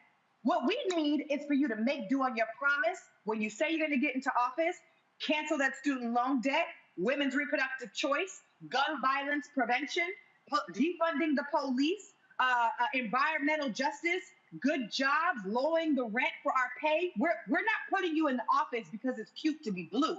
were putting you in office because you said you was going to do what you said you was going to do. So to continue to make us happy, do that. Young people, yes. People of color, even more so. Those white folks who are those young people, they're almost half and half, Roland. 58% of the white folks is leaning Democrat, but 40% of them are leaning Republican. So we got to figure out how we continue to make the voting bloc happy so that they can continue, we can continue to do the work that we've been doing to mobilize and bring our folks to the polls, which we've already been doing. And Otis, again, when we start talking about messaging, when we talk about delivering, at the end of the day, that's what folks want to see. Are you delivering? And look, there was a lot of pressure on President Joe Biden to deal with the issue of marijuana, a lot of pressure on student debt relief. He didn't want to do that. And it was that pressure, and basically I go back to 2010 when President Obama kept talking about let's get rid of don't ask, don't tell, and LGBTQ folks were like, yo, man, we want this thing done. So what they did was, and he kept all up to Congress. They finally said, you know what? They closed their checkbooks. They got a shellacking in 2010. The next damn month, Congress actually got rid of it, and then they opened the checkbooks up. They basically said, we ain't playing. Young voters were basically telling Biden, you don't do this, we ain't showing up in November. He was forced to take those actions, and that's why they responded. Your thoughts? Yeah, no, I totally agree, Roland, and thank you for having me on this show. It's been a long night here in Harris County, a long day last night, so I'm honored to be here. Yeah, absolutely. Young people didn't show up because they love Joe Biden. What they did was they showed up because our president, Congress, finally invested in our lives, and we finally felt seen and heard as young people. And if you want to see the same results, you have to keep doing that. You have to keep delivering on your promises. That's what's going to get young people out there. And the other thing that I also want to put out there as well, too, is that for young people, people like myself, relating to us is very important.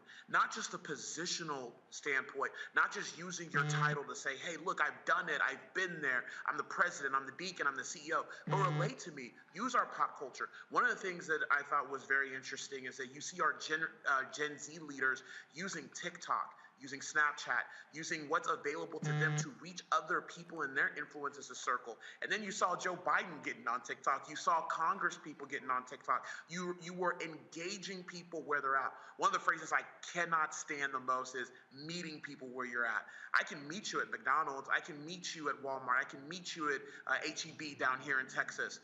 What you need to be doing is engaging me in these areas to make sure that I'm out there supporting the causes you're doing.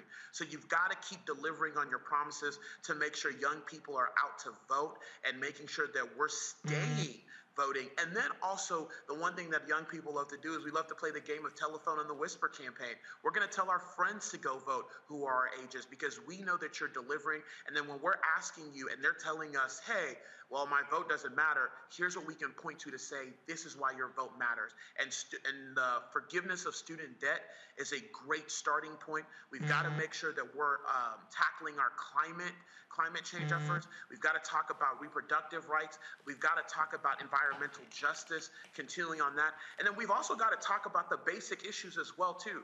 Here in Harris County, what we do, we're always talking about a livable wage, the economy. We've got to talk about healthcare because we want to be healthy. We want to we want to make sure that we see the age of 80 because we want to see Social Security, too. And then we've got to talk about education because some of us are going to have kids in the future, and we want to make sure that our kids are properly educated and we're investing in the future.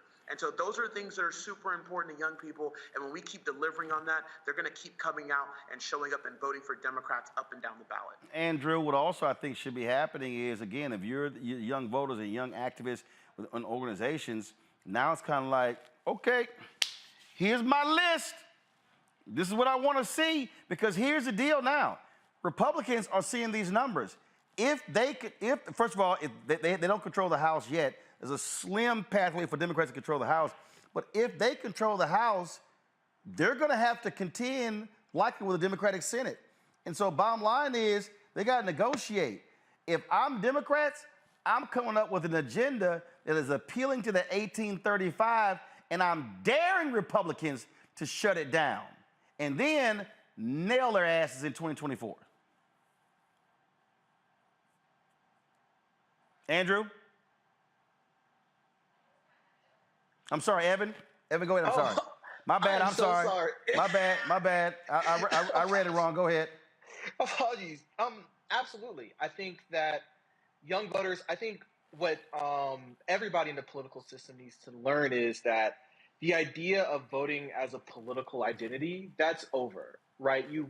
A lot of young people today are really voting for their own interest rather than, oh, I support this party or I support over this party. And they're really looking at the policies. If you look at a lot of young people with the advent of social media, with the push for young people to educate themselves, they're looking at the entire system, the entire ecosystems they live in, from economics to politics to the policies that come out of them coming together, and they're saying, this is what we want. So what we're seeing now is a prime time for young people to establish themselves as a constituency. And I think that's what we're going to see over the next few elections. How do we organize? How do we engage with the elected officials that are not just only our age, because we have our first Gen Z member in Congress, but also those that are older? The millennial generation and the Gen Z generation are poised to be the largest voter bloc. And what we're starting to see is they support things like a person's right to choose. They support LGBTQ rights. They support social services. And now the political system has to contend with that. And it's my hope, especially as a person who lives in Georgia and has always worked in Georgia, my hope is that we are starting to see the idea that young people don't vote and young people don't participate in the rear view. And we're starting to really see this new constituency come up and say, hey, we have stake in our communities. We hold the keys to both Washington and the state houses. And if you want to get access to these areas, you need to come to us. Rebecca, you were actually shaking your head when he said, look, they're not self-identifying, which means you can't, and we talked about that, you can't use the same playbook. And I keep saying the same thing for young black voters. They're not self-identifying like their grandparents and parents. Right. What's really interesting is that when we look especially at Generation Z versus the millennials, I know we had an argument last night of who is a millennial, who isn't a millennial. And when I think about Generation Z, they've watched millennials fight, take the streets, but they've also watched our elected officials not respond and do anything. And Generation Z is saying, you know what? If you're not going to do anything, we're going to do something about it. So I was thinking back to 2016 when I actually hired a young Max Frost to do some organizing in Florida. And then to see him now, that's a great example of, hey, I sat back, I worked for other people, I watched y'all, I asked and I begged on different issues. You all didn't do anything about it, so guess what? We're coming now. We're going to do something about it. So it's going to be really interesting watching Max Frost and the future Max Frost when they take power and what it is that they're going to do to move this country forward. Questions for our young voter panel from the other panelists. Amakongo, what you got? Well, first of all, thank all three of you for the work that you're doing. And Tiffany, quite honestly, last night, we were giving you so many amens and just everything you were saying on the panel. Just thanks for bringing that fire. The question I have is for you. I'm assuming that part of the reason that many of our young people are out there getting out to vote is because there's been more engagement from those within the hip-hop community. And given your work with the Hip-Hop Caucus and all of the work you've been doing before, can you speak to that? Because we always hear so much negativity about those in the hip-hop world aren't doing enough, they don't care. What are you seeing? I mean, thank you for the question. I don't know if everybody else knows this, but he used to be my hot Pilates teacher, so it's good to be on a panel with you, brother. We missed you. Literally, that's how I know him. So let me say this. The panelists and my co-panelists have talked about how politics have become more personal and how we are not talking about political party affiliation.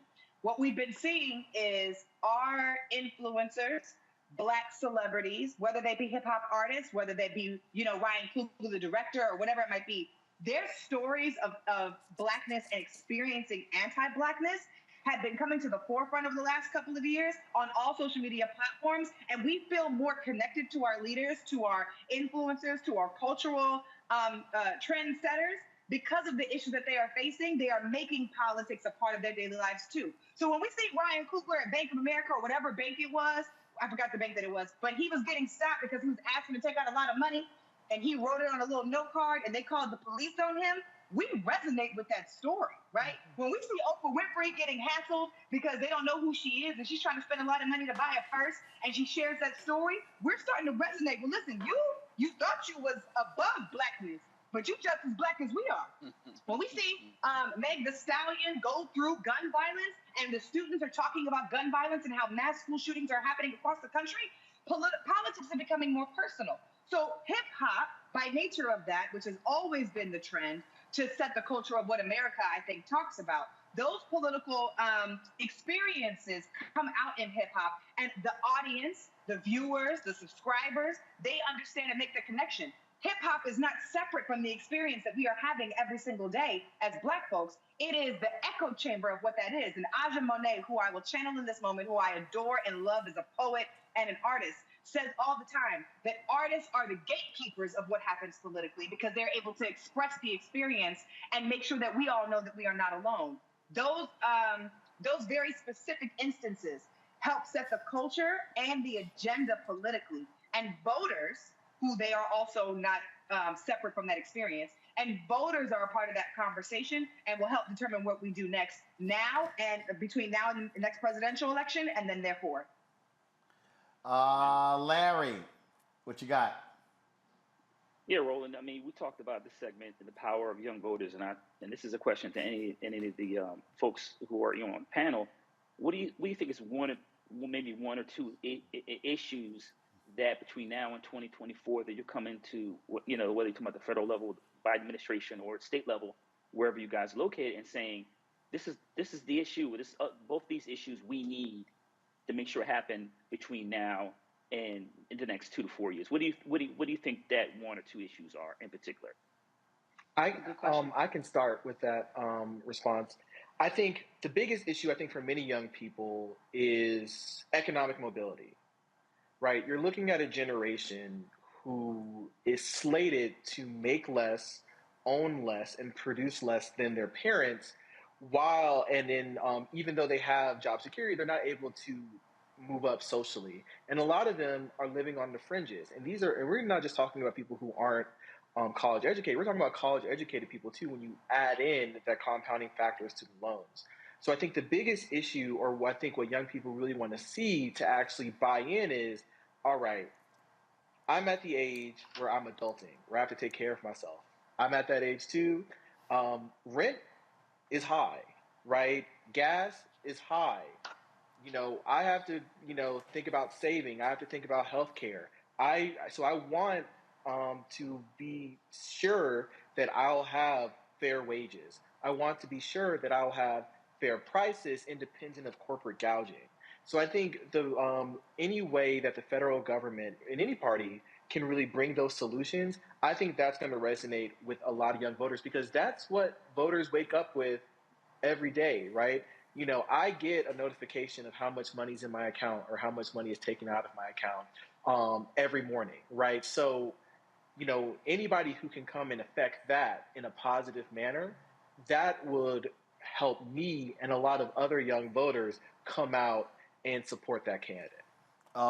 Olders, I think you probably get a kick out of this. Y'all go to my iPad. This is a prominent conservative. Raise the voting age to 21, boy. They mad as hell. They mad as hell. Hell no. They mad. Roland. Oh, I'm sorry. Go ahead. Can I actually respond to that? Because go I think ahead. that also speaks to a bigger issue in our system. And at the ACLU, we talk about this a lot. Access, right? The name of the game in this election and then upcoming elections, especially in Georgia for the runoff, is access. And what you've been seeing is, in response to 2020, there's been a concerted effort by political leaders to stop access, right? I was on the ground in Georgia, in one of the large metro Atlanta counties, dealing with people who lost access that was available 2 years ago. If you look at mail-in ballots in Georgia, that was curbed. even if you look at people who were actually gotten absentee ballots, there were counties that neglected to actually send them absentee ballots. And I can tell you personally, that personally affected people's ability to vote because they didn't have the time to actually go to the poll. So what that tweet is indicative of is that instead of policies that actually court voters, what you're starting to see is people are saying, well, we want to choose our voters and we want to stop that access. Because honestly, I'm the exact opposite of that tweet. I believe if you're old enough to work in the United States, which is in most cases 16, you should be able to vote. If money's being taken out of your check, you should be able to vote. So what we really need to be talking about is the key to these races is, one, policies, but it's also access. When you see bills like SB 202, they have an effect because people have lives and voting is a part of that. So when you restrict those windows, that's when you get the voter suppression and that's when you get the disengagement, disillusionment with the system itself. What's your name, Andrew? I'm Evan. Evan. He's an Andrew Goodman Foundation fellow. So that's why I saw it. It was like way too many damn. His title too damn long. Well, look, I'm living. I work in the legacy of Andrew Goodman, a voting rights activist that lost his life, in the Mississippi burning incident. So if you want to call me Andrew, I'll take it as a compliment. Evan, first of all, you're a gangster. I agree with everything you just said. Actually, here in Culver City in Los Angeles, that was on the ballot yesterday. I don't know the results just yet, but reducing the age to 16 for people who are able to vote was on the ballot in Culver City. Roland, I want to answer the question very quickly that the brother asked about what issues are going to be important to young people between now and 2024. Let me say this up front. The young people of today will not be the same young people in 2024. We've got 2 more years where young folks are going to be emerging from all over the place across this country. And those folks are, I think, projecting, caring about 2 different things. One, I don't like giving Joe Biden credit for things he did not do. He said on August 24th that he had a plan to roll out to cancel student loan debt and cut the cost of repayments in half. He also said that January 1st of 2023, which is coming up in less than 2 months, that people are going to have to start repaying their student loans back if they did not get it canceled. Now, currently, as it stands, I believe we have three, I thought there were 4, but there were 3 lawsuits that have paused student loan debt cancellation by the Department of Education. We have not moved, and people's debt has not been canceled. So until that happens, student loan debt is still on pause, and January 1st, we are coming up very closely on the deadline. Folks will have to start to repay their student loans. Student loans have not been canceled yet. There was a lot of confusion on social media and in the news that somebody said Joe Biden was going to be passing out checks. Black folks, we are not getting checks for student loan debt cancellation. The Department of Education is talking to your lender directly. They will not go through you. You will not get a check. You will not get money. They will go to the lender directly, and you will get an email confirmation that your student loan debt was canceled. But Roland, that announcement does not impact upcoming voters who are going to be voting in 2024. If you did not get your loans dispersed by June of this year, you don't qualify for that cancellation announcement that Joe Biden made. So there are going to be graduates who are coming up, they're going to be high school graduates who are going to college who do not have access to student loan debt student loan debt cancellation unless it's the public student loan forgiveness program, which doesn't have a high success rate. But this announcement that he just made does not impact those new voters. So they're going to care about the cost of education, which has gone up 130% in the last 30 years. Last 2 years of the pandemic, folks had to pay full cost of tuition. They didn't get relief when they were in college. They didn't get reimbursements for the cost of education, living on campus, for paying for food and housing. They had to pay that, and they didn't get to experience it. So these young people, if they do go to college, if they decide that's what they want to do for their career path, they're not going to benefit off of that. And the cost of education and the value of education, I think, is going to be one of the top priority issues, in addition to inflation that Brother Evans talked about, a.k.a. Andrew. Monique. I have an A and B question for Hey, Tiffany D. Lofton. Hey, Tiff. Hey, sis. So first, on y'all the chart, being real black. on the Y'all being real black. Like real damn black. Roland, when you have Ida B. Wells and Harry Belafonte and James Baldwin in the back, you don't get to make fun of us for being this black on the show. Yeah. Hey, Monique. Hey, Tiffany. I'm just saying. Go ahead. So on the chart, what the 1% that's by the 18 to 29 group, I don't know if they can put it back up. I'm wondering if that's 1% of of what number, of what group, and how many people that is for Black 18 to 20? The document that, or excuse me, not the document, the chart that I'm looking at. So Circles, ironically enough, Circles earlier today put out a graph and then they took it down and they had to fix it. And I think this is why, because the 1% doesn't match the graph that I'm looking at. Put the graph up one more time, y'all. I feel like Roland. I'm like, put the graph up. Thank you, team. Yeah, 18 to 29-year-olds, 89% and the 9%.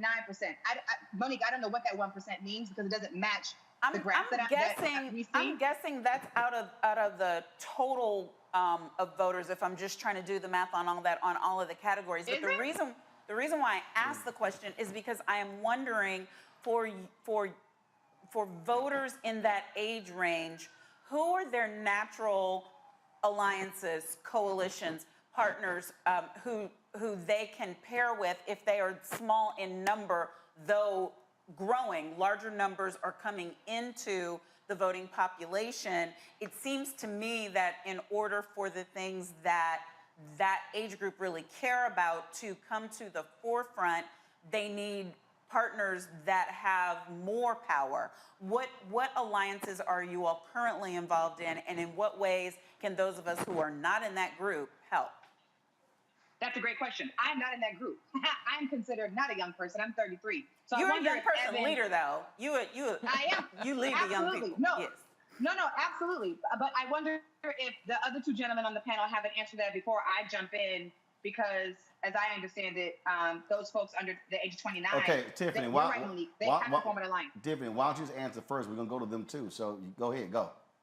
I don't know if I have an answer for that, because as a 33-year-old person, I know my alliances. I mean, I don't know, Monique, if you saw the show last night, I didn't have too many alliances with the Black women that was on the panel last night about women's reproductive choice. So I don't even know if I got the right answer.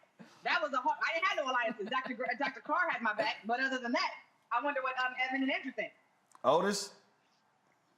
Yeah, I think there's a lot of coalitions that we can draw from, particularly young. And I actually think to answer your question, I think we have to start younger too, start in high school. Here in Texas, that's what we're all about, particularly here in Houston, starting in high school with those coalitions. We like to talk about the Brown and Black coalition down here in Houston. I'm sure in other places as well too.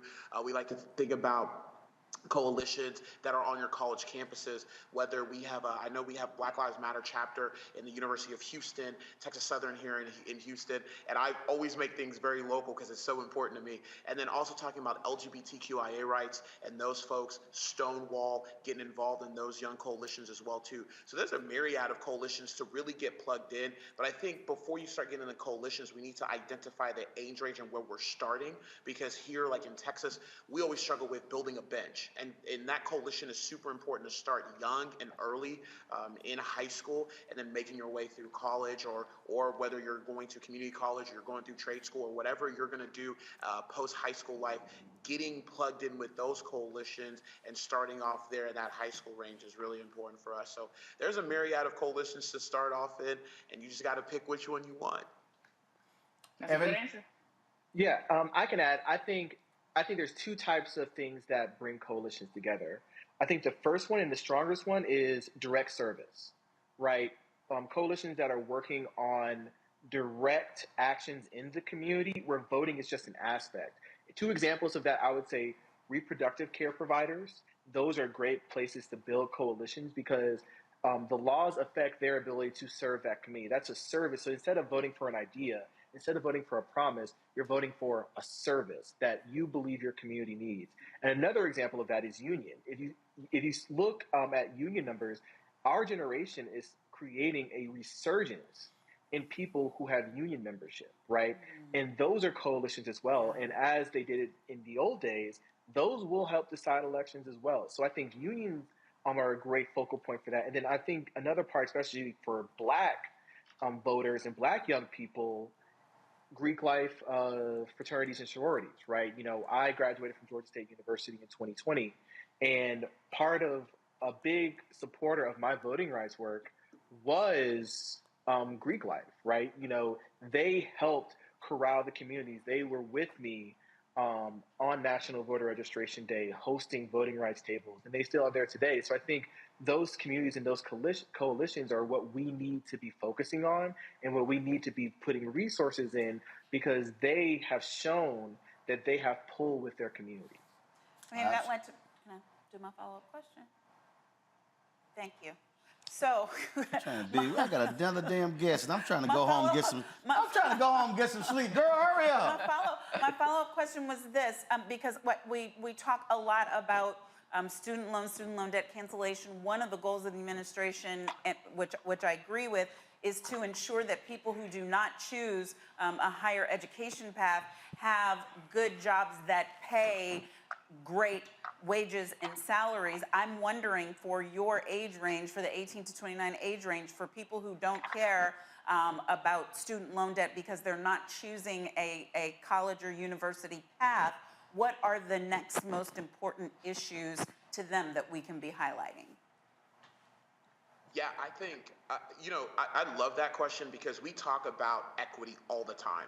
And equity is just not about going to college and succeeding in college. There's trade jobs that are out there. I think for me, issues, the three issues to me that transcend every generation, because you get older and you have to live that life, is the economic issue. And you talked about it, having a livable wage. Here in Texas, it's $7.25.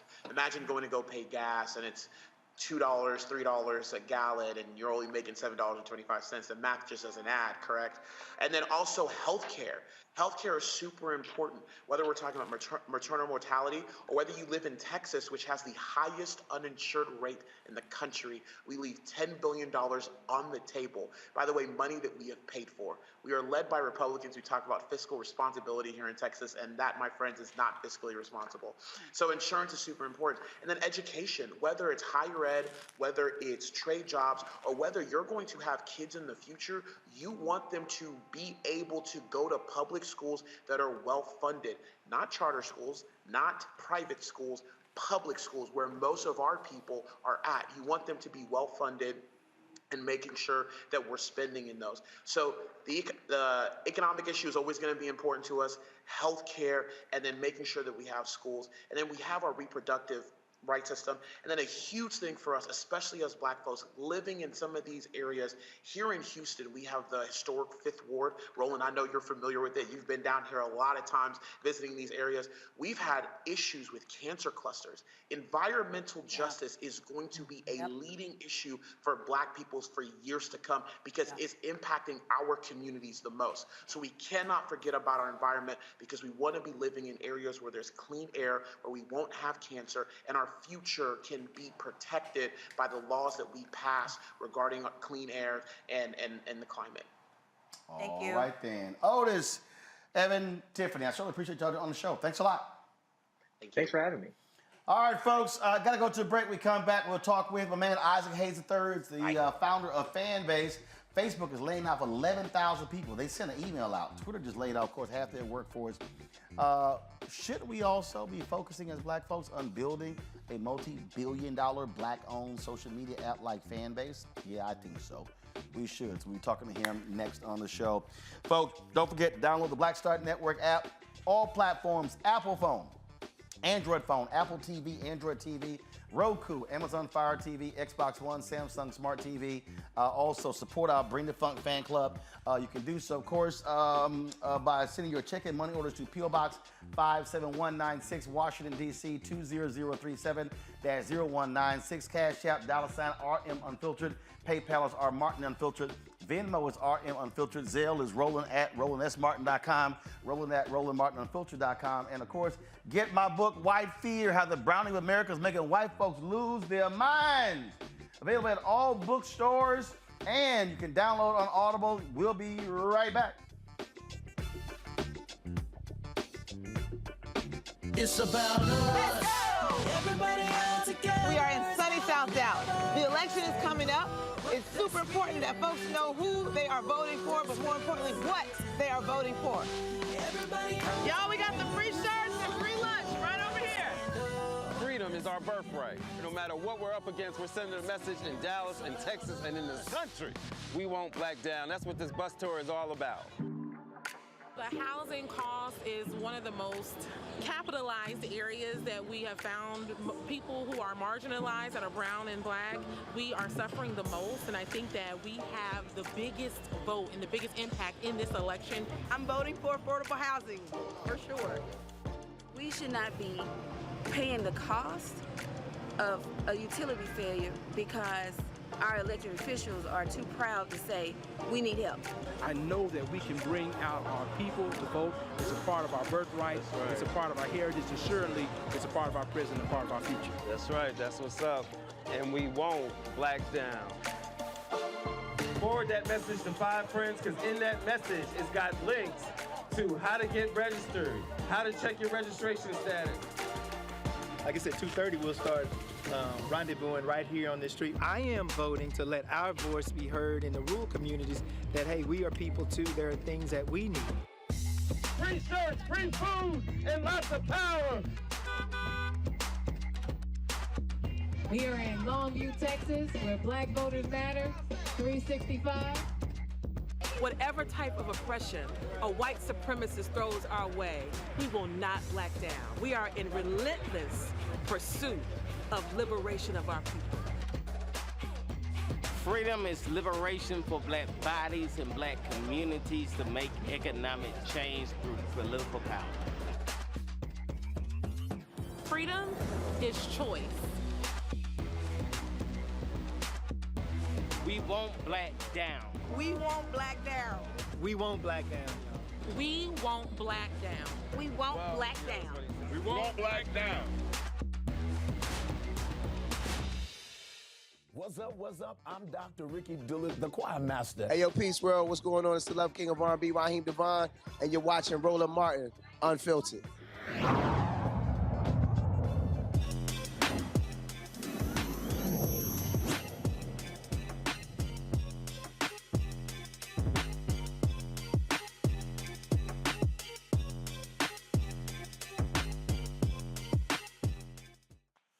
All right, Elon Musk laid out, half of the folks at Twitter, he was so dumb that he had to actually hire some of the people back because they kind of needed them. Facebook announced they're laying out 13% of their workforce, some 11,000 people, because of declining digital advertising revenue. A lot of people are pissed off because they informed them by email they were getting laid off. What the hell is going on in the tech sector? Isaac Hayes III, who is the founder of the social media app Fanbase. Every one of y'all should have that app downloaded. Joins us right now. Isaac, glad to have you. First up, before we start, what's the status of your crowdfund campaign? We or are the raise? at $950,000 raised on startengine.com.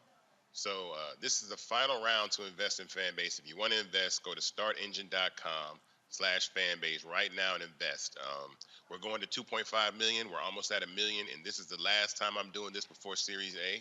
So the minimum to invest is $245.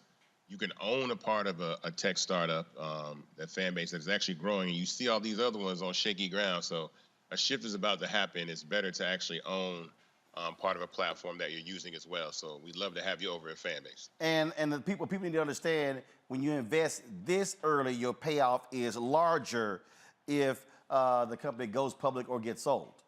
Oh, absolutely. This is still the seed stage of a company. So we're valued at $85 million. When you think about companies like ByteDance, which is TikTok's parent company, they're worth like $300 billion, $350 billion. So the growth potential is massive, especially that I feel like some of these platforms are about to collapse by way of advertising. So I really wanted to offer the opportunity for the users to have a chance to invest and own part of a startup.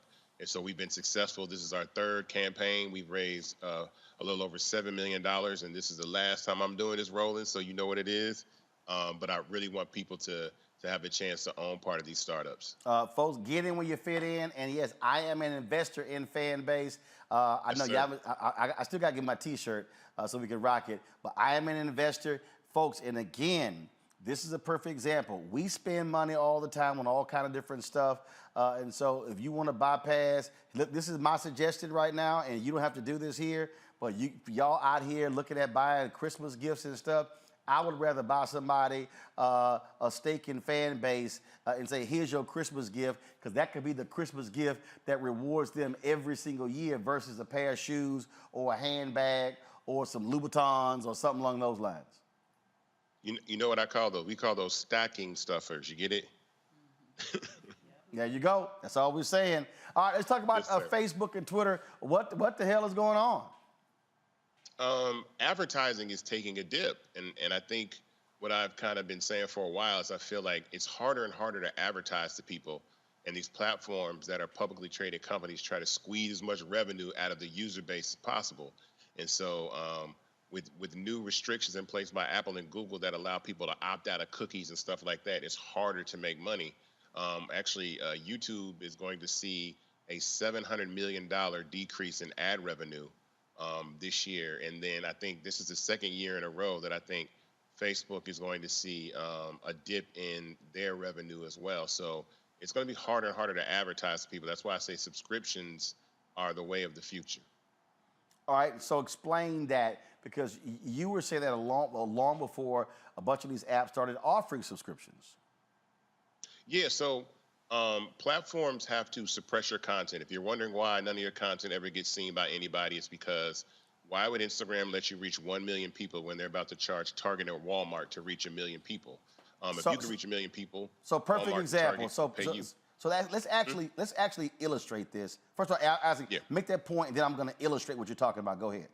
Oh yeah. So they charge you to reach like large amounts of audiences. If you wanted to, you know how you had that boost your post on Instagram, it would probably cost you $10,000 to reach 1 million people, right? And so if you could do that, and you had 1 million followers, brands would come and pay you directly, and then not pay Instagram and then not pay Facebook, and they would just run ads through you. So therefore, they suppress your content. Yep. So here's a perfect example. We have 1.3 million followers on our Facebook page. Let's see here. I thought y'all should be seeing the video. I don't know why we're not showing up yet. We used to have sometimes 2,000, 3,000, 4,000, 5,000 people watching on our Facebook page. But when we got into this, all of a sudden those things began to change, and so then we begin to realize that my followers stopped getting their notifications when we would go live. So here's a perfect example. Right now, let me try to show. So right now we are live. So this is a live view of us on Facebook, and as y'all see, it says 121 people. Now, Isaac, anybody with common sense knows you cannot have 1.3 million followers and you trying to convince me only 121 people want to watch the content on Facebook. And then I've had 2 Facebook executives tell me, oh, there's a glitch in our system. I have sent emails for the past 3 months to 12 other Facebook executives saying, hey, what's up with y'all glitch? What they're trying to do is they want me to pay to boost to the people who already follow me to watch me when they already follow me to watch me. Exactly. Yeah, I mean, and that's the hardship of being someone that uses social media, that's trying to establish a brand, grow a brand, be visible. We don't do that on Fanbase. If you have 1 million followers on Fanbase and you post content, we're going to send that to 1 million people. It's going to appear on their feeds. When you go live, we're going to notify 1 million people. We're always going to let people know your content because, again, we want you to have the opportunity to monetize your content if you want to. I think monetization is just going to be the future of what we think about subscription. And we were the first to do that. As you see, like Elon launched Twitter Blue today, which is a subscription-based form of Twitter they've been talking about for a while for every single person to use. Instagram has started offering subscriptions. All of these platforms are going to have a lifespan and age out, but Fanbase is a newer platform, and it's a Black-founded company, and you can invest in it. So it's all an upside to this. I think social media is just drastically changing, but I think a big shift in social media is about to happen because it's very, very unstable. People are leaving Twitter in droves. Instagram is trying to figure out what it wants to be. TikTok is most likely going to get banned in the U.S., and I think it actually might get banned because of the fact that these other companies are losing ad revenue, which affects our economy as opposed to China's. There you go. Now, I could see TikTok getting banned. Now, folks, let me also show you all this here. Here's a perfect example, okay? So I have 651,000 followers on Instagram. So let me show y'all something here. So let's just say I decide to go live right now on Instagram. So watch this here. So let's go live. I love it. And I'm about to illustrate for y'all. Now, if this was Fanbase and I had 651,000 followers, yeah, all 651,000 of my followers will be notified that I'm going live. Absolutely. Watch what happens, y'all. I doubt we hit 350. We might hit 400, but right now I'm at 346, 392, 402, 420. All right, folks, 437, 446. Now, let me explain to everybody who's watching. This is actually rare. This is actually rare that it's up to 471, 473, and 479, and so 482. So the point here, Isaac, is that I have 651,000 followers. And what happens here is, listen, now we did hit 500. I can't tell you the last time I actually hit 500 on Instagram. I can't tell you. Let me explain something to you, though. 651,000 people, right? 10% of that is 65,000 people, right? 1% is 6,500. 6,500, right. And I'm at 515. A tenth of a percent. So a tenth of a percent of the people that are following you are seeing your live, which is ridiculous. Like, why even be on a platform if they're not going to notify? If 650,000, they did not just send out 650,000 notifications that you were live. So people, so Isaac, okay, for all you people who watch on Instagram, we're actually live on the show right now. So y'all should be watching Roland Martin Unfiltered. So get your ass over to the Black Star Network app and watch Roland Martin Unfiltered and not here. But so this is an exercise. We're actually live on the show. So I'm trying to explain this. Tell them to download Fanbase. Oh, well, yeah, you should be also downloading Fanbase. Go over to Fanbase, download Fanbase as well. And in fact, here's what I'm actually do. After we finish with this exercise right here, I'm about to log. So everybody, it's 522 y'all watching. I'm about to log off on Instagram. Then I'm gonna go live to show you the live feed on Fanbase while I'm live on my show, so y'all can understand what's going on. So go to Fanbase, follow me, Roland S. Martin, and already we see right here, Isaac, we had a high of 520, and now it's going to 473, 470. Now it's going down, and so we didn't even reach even half of a percent of the following. They, to your point, they don't want an advertiser coming to me to reach that, because here's the deal. We talk about 651,000. If I'm able to reach 651,000, that's actually more people who watch a show on CNN. Right, exactly. So Instagram wants them to get paid, not me. Exactly. So they're not gonna let you reach like Kim Kardashian has 300 million followers. If she could get 300 million people to pull up, she could charge $21 million for a 30-second post. Boom. Well, perfect example. I've seen. I was telling somebody the other night, Cardi B. She went live one night, had 90,000 people. Cardi B's got like 150 million. So a person's like, oh my God, she got 90,000.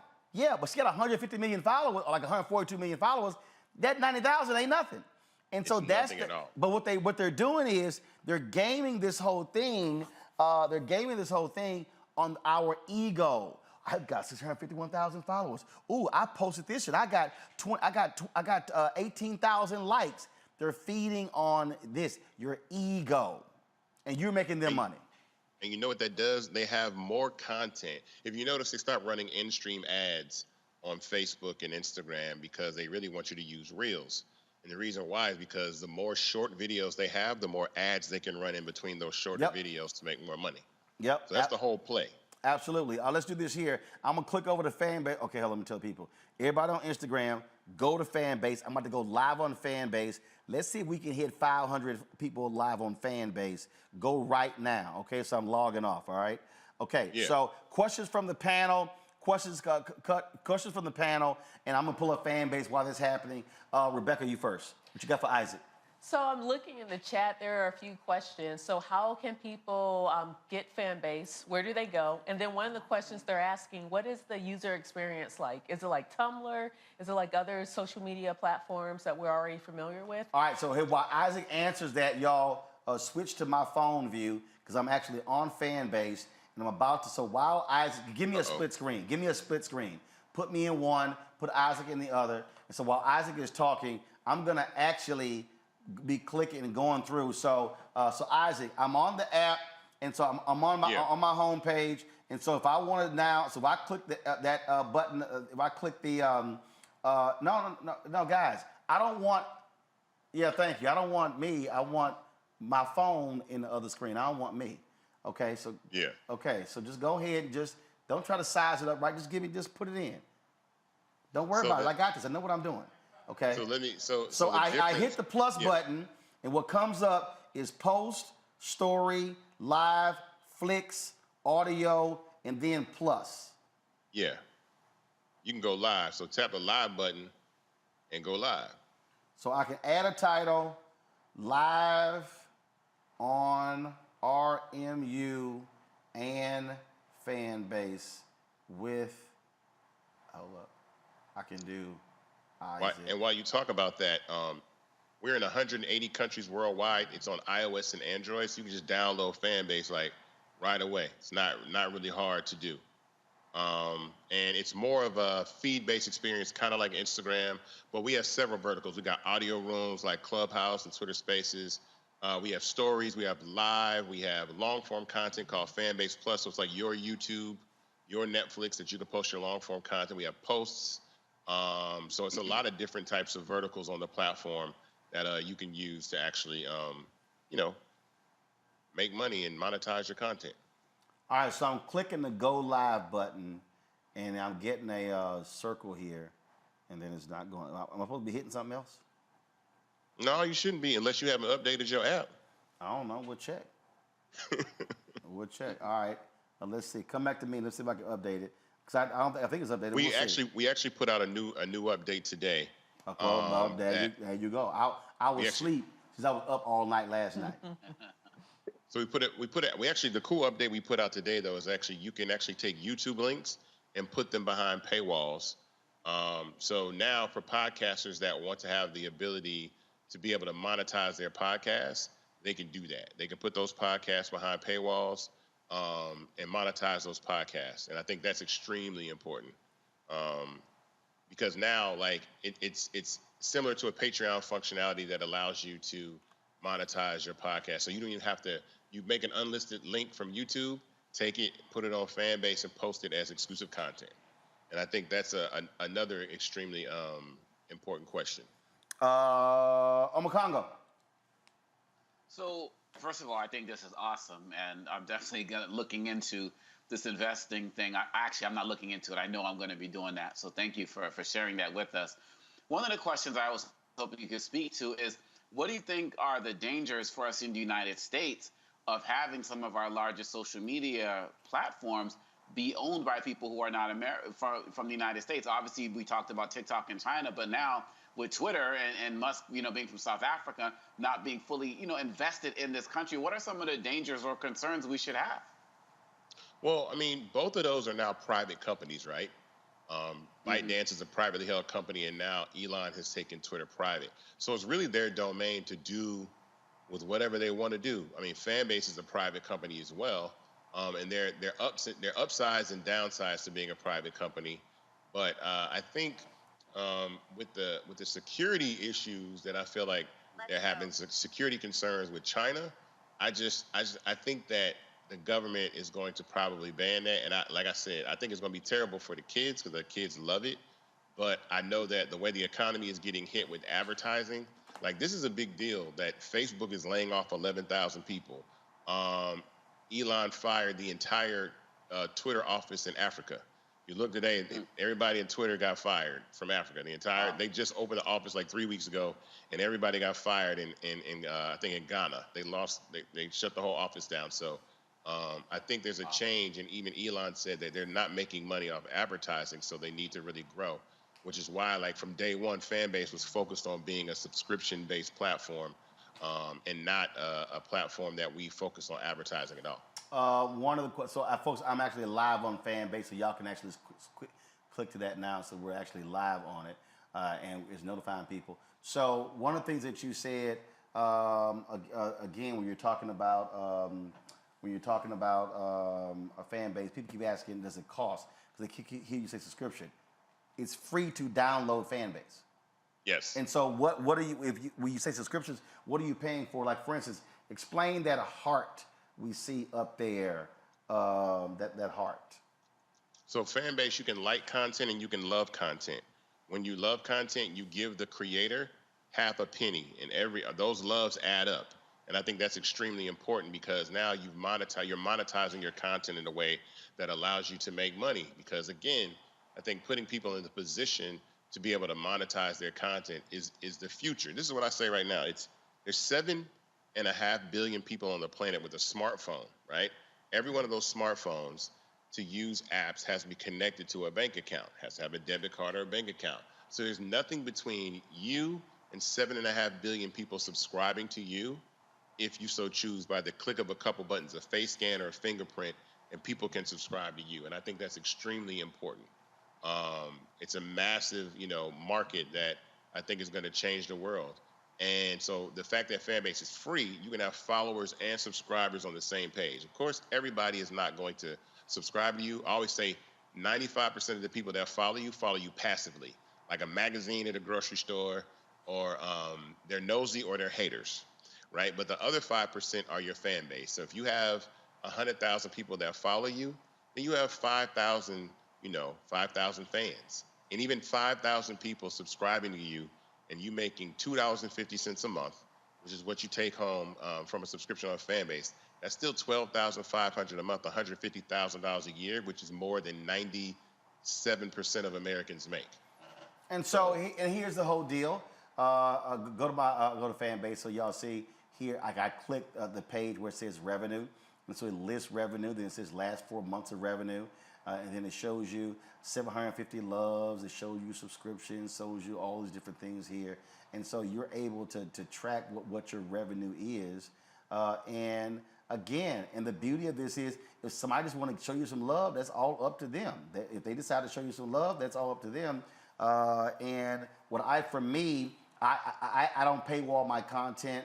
I leave it all open. I post stuff freely. But other people, they can sit here and say, no, I want you to pay to see my content. That's all up to you as a user, how you want to share your content. Yeah. I mean, you can monetize. You can, like I said, we have audio rooms. Roland did an amazing talk that he spoke at when he was at Morehouse, and we heard him in the audio room, which was phenomenal. And a lot of people joined that conversation just to hear him.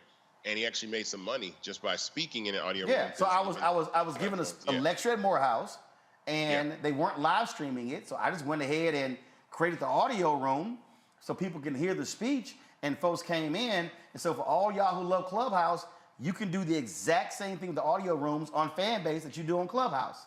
And so, and you can make money. And you can make money.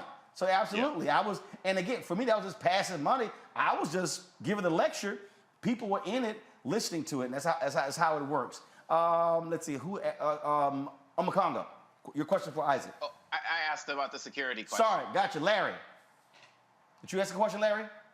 Yeah, so my question is, I want to talk about the fact that you're a Black entrepreneur and what that means for you and what it means to support other Black entrepreneurs who are trying to create something brand new that obviously generates money. Well, from our community, from the Black standpoint, I always put Black culture at the apex of innovation. We are the cool of the world. I think Black American culture is at the apex of innovation. We innovated DJ culture, automobile culture, fashion, all of these things, but we really never owned the infrastructures, right? So I wanted to create something because we give, like I said, our clapbacks to Twitter, our dances to TikTok, our skits to Instagram, our conversations to Clubhouse, but we don't own any of these infrastructures. And so being able to build a platform that anybody on the planet can use, but that it doesn't create this disproportionate relationship that you feel like Black culture is being exploited to the benefit of the company for advertising. Because on TikTok, the goal is for us to copy each other. There's nothing wrong with that. If you do the dance and I do the dance, it's fine. You do the skit, I do the skit. I don't care what color you are. There's nothing wrong with that. But the overall issue is it behooves TikTok to have someone white have a larger viewership so they can run ads to serve all races, white, black, Asian, Latino, it doesn't matter, as opposed to a black creator. So that's why they want very, very famous white creators on TikTok, because they have to run ads, and those companies want to run ads behind white creators. So they need the dances that we do, the skits and the challenges that we do. And so being a person that's able to found a company to say, look, Fanbase is not built on advertising, so it won't behoove us to suppress or highlight any person. It doesn't matter who the most famous person is on Fanbase. Everybody has a fair shot to not be suppressed, to not be shadow banned, and then at the same time, simultaneously, you can make some money. Monique? You had nothing? Nope. Hi. Shocking. That's it? All right, she ain't got nothing to say. All right, fine. Normally, she run her damn mouth on everything. Monique didn't have a question? She ain't got nothing. That's fine. All right, we can skip her. I got to go home and go to sleep. I was up. I didn't get to the crib till 5 a.m. I had to do Ricky Smiley at 7:25. So I'm working on a couple of hours sleep. So it's all good. Isaac, final comments. Look, we are in a position right now where social media is about to change. You see it happening. You see the instability. I say it's time to try new apps, start new apps. Fanbase is, like I said, here for everyone to use. You can download it on iOS and Android. We're in 180 plus countries, and this is your last chance to invest in Fanbase. Startengine.com/Fanbase to invest. The minimum to invest in Fanbase is $245. Make sure you grab some stock, because after this we go to Series A, and the sky's the limit. And there's a lot of cool functionality, like I said, coming to Fanbase. So we stopped at 2.5 million. We're almost right at 1 million. And doing programs like yours, Roland, the raise tends to go viral. So we get these large spikes of investment, and then that can trigger the raise going viral. And then the raise closes, and nobody has any stock, and they missed out, and they're on the wait list. And this time there won't be an extra wait list, because this is the last time we're doing this. We've done 3 of these, so I want to make sure that people get it in. So grab some stock in Fanbase and download the app, and come on over and start using it and build community. Absolutely. Isaac Hayes III, man, I appreciate it. Thanks a lot. Thank you very much, man. Folks, I keep telling y'all, we use this platform to talk about how do we advance the economic interests of African Americans. And this is about investing in what is ours. We make everybody else stuff sexy. We over-index on all these platforms. We cause Clubhouse to go from a launch to a $4 billion valuation in 9 months. And so how about if we do that with something that's black-owned? You can't keep talking about, ooh, let's stay together, have solidarity, and black economic empowerment if you never even practice it. King talked about this in his speech on April 3rd, 1968 at Mason Temple, the night before he was assassinated. He said, black people individually are poor, but he said collectively we are one of the world's strongest economies. We must move collectively. And so I want all of y'all who are watching, who are listening, go to Fanbase, download the app, follow me on Fanbase, follow Isaac. Let's grow this. Imagine, think about this here, y'all. Imagine if Fanbase becomes an app that has a valuation of $100 billion. Imagine that. Imagine what then happens if, Fanbase becomes a publicly traded company, and now those who invest instantly become millionaires.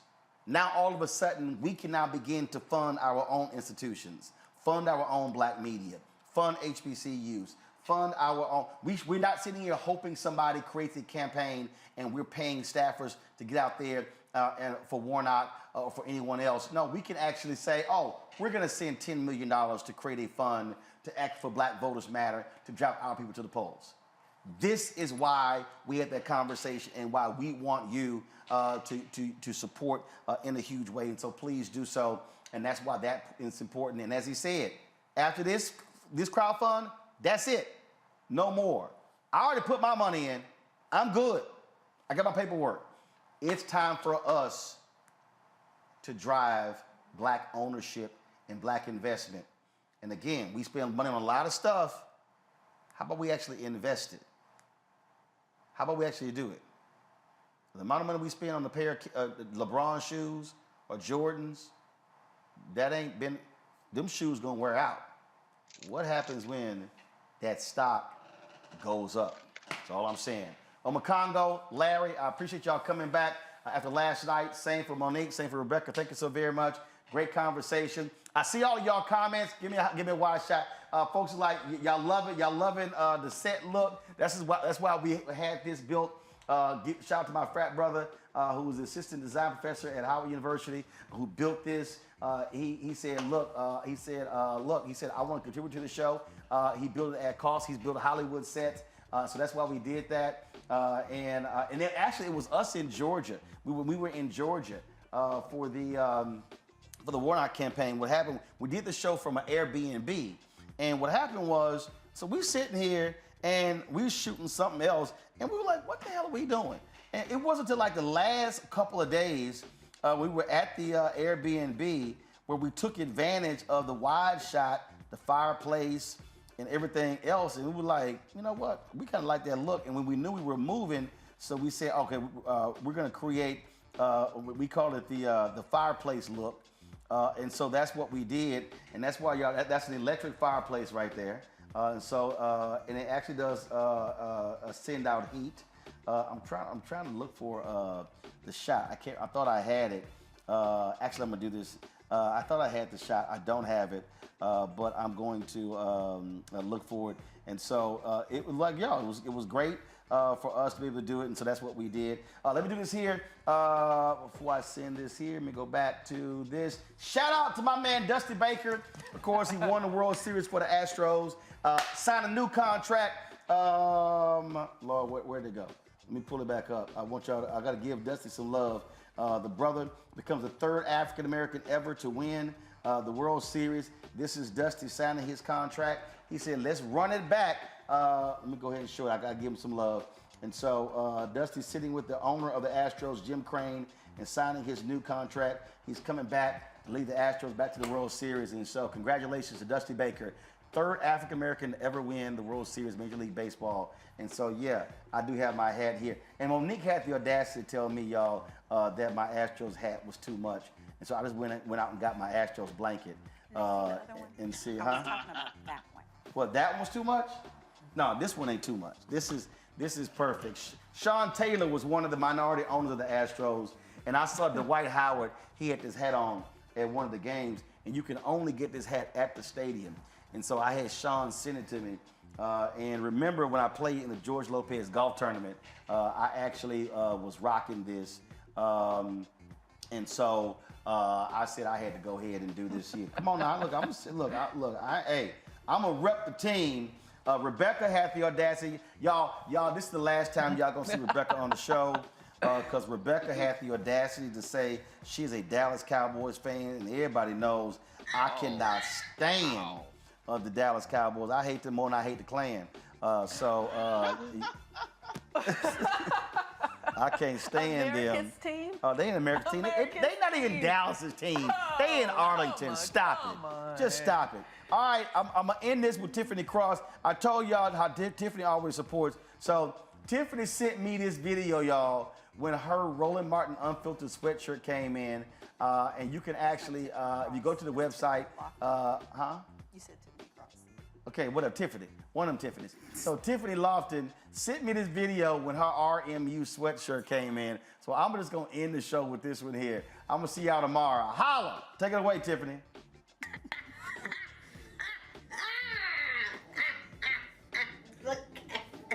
Do you see it? Do you see it? Do you see it? Do you see it? That girl ain't got no sense. Hey, y'all, tomorrow, show's going to be at 7 p.m. We're going to be broadcasting live from Cramden Auditorium on Howard University's campus, a post-election analysis on what took place. Julian Malvo and I are going to be co-hosting that along with Ron Daniels and his group.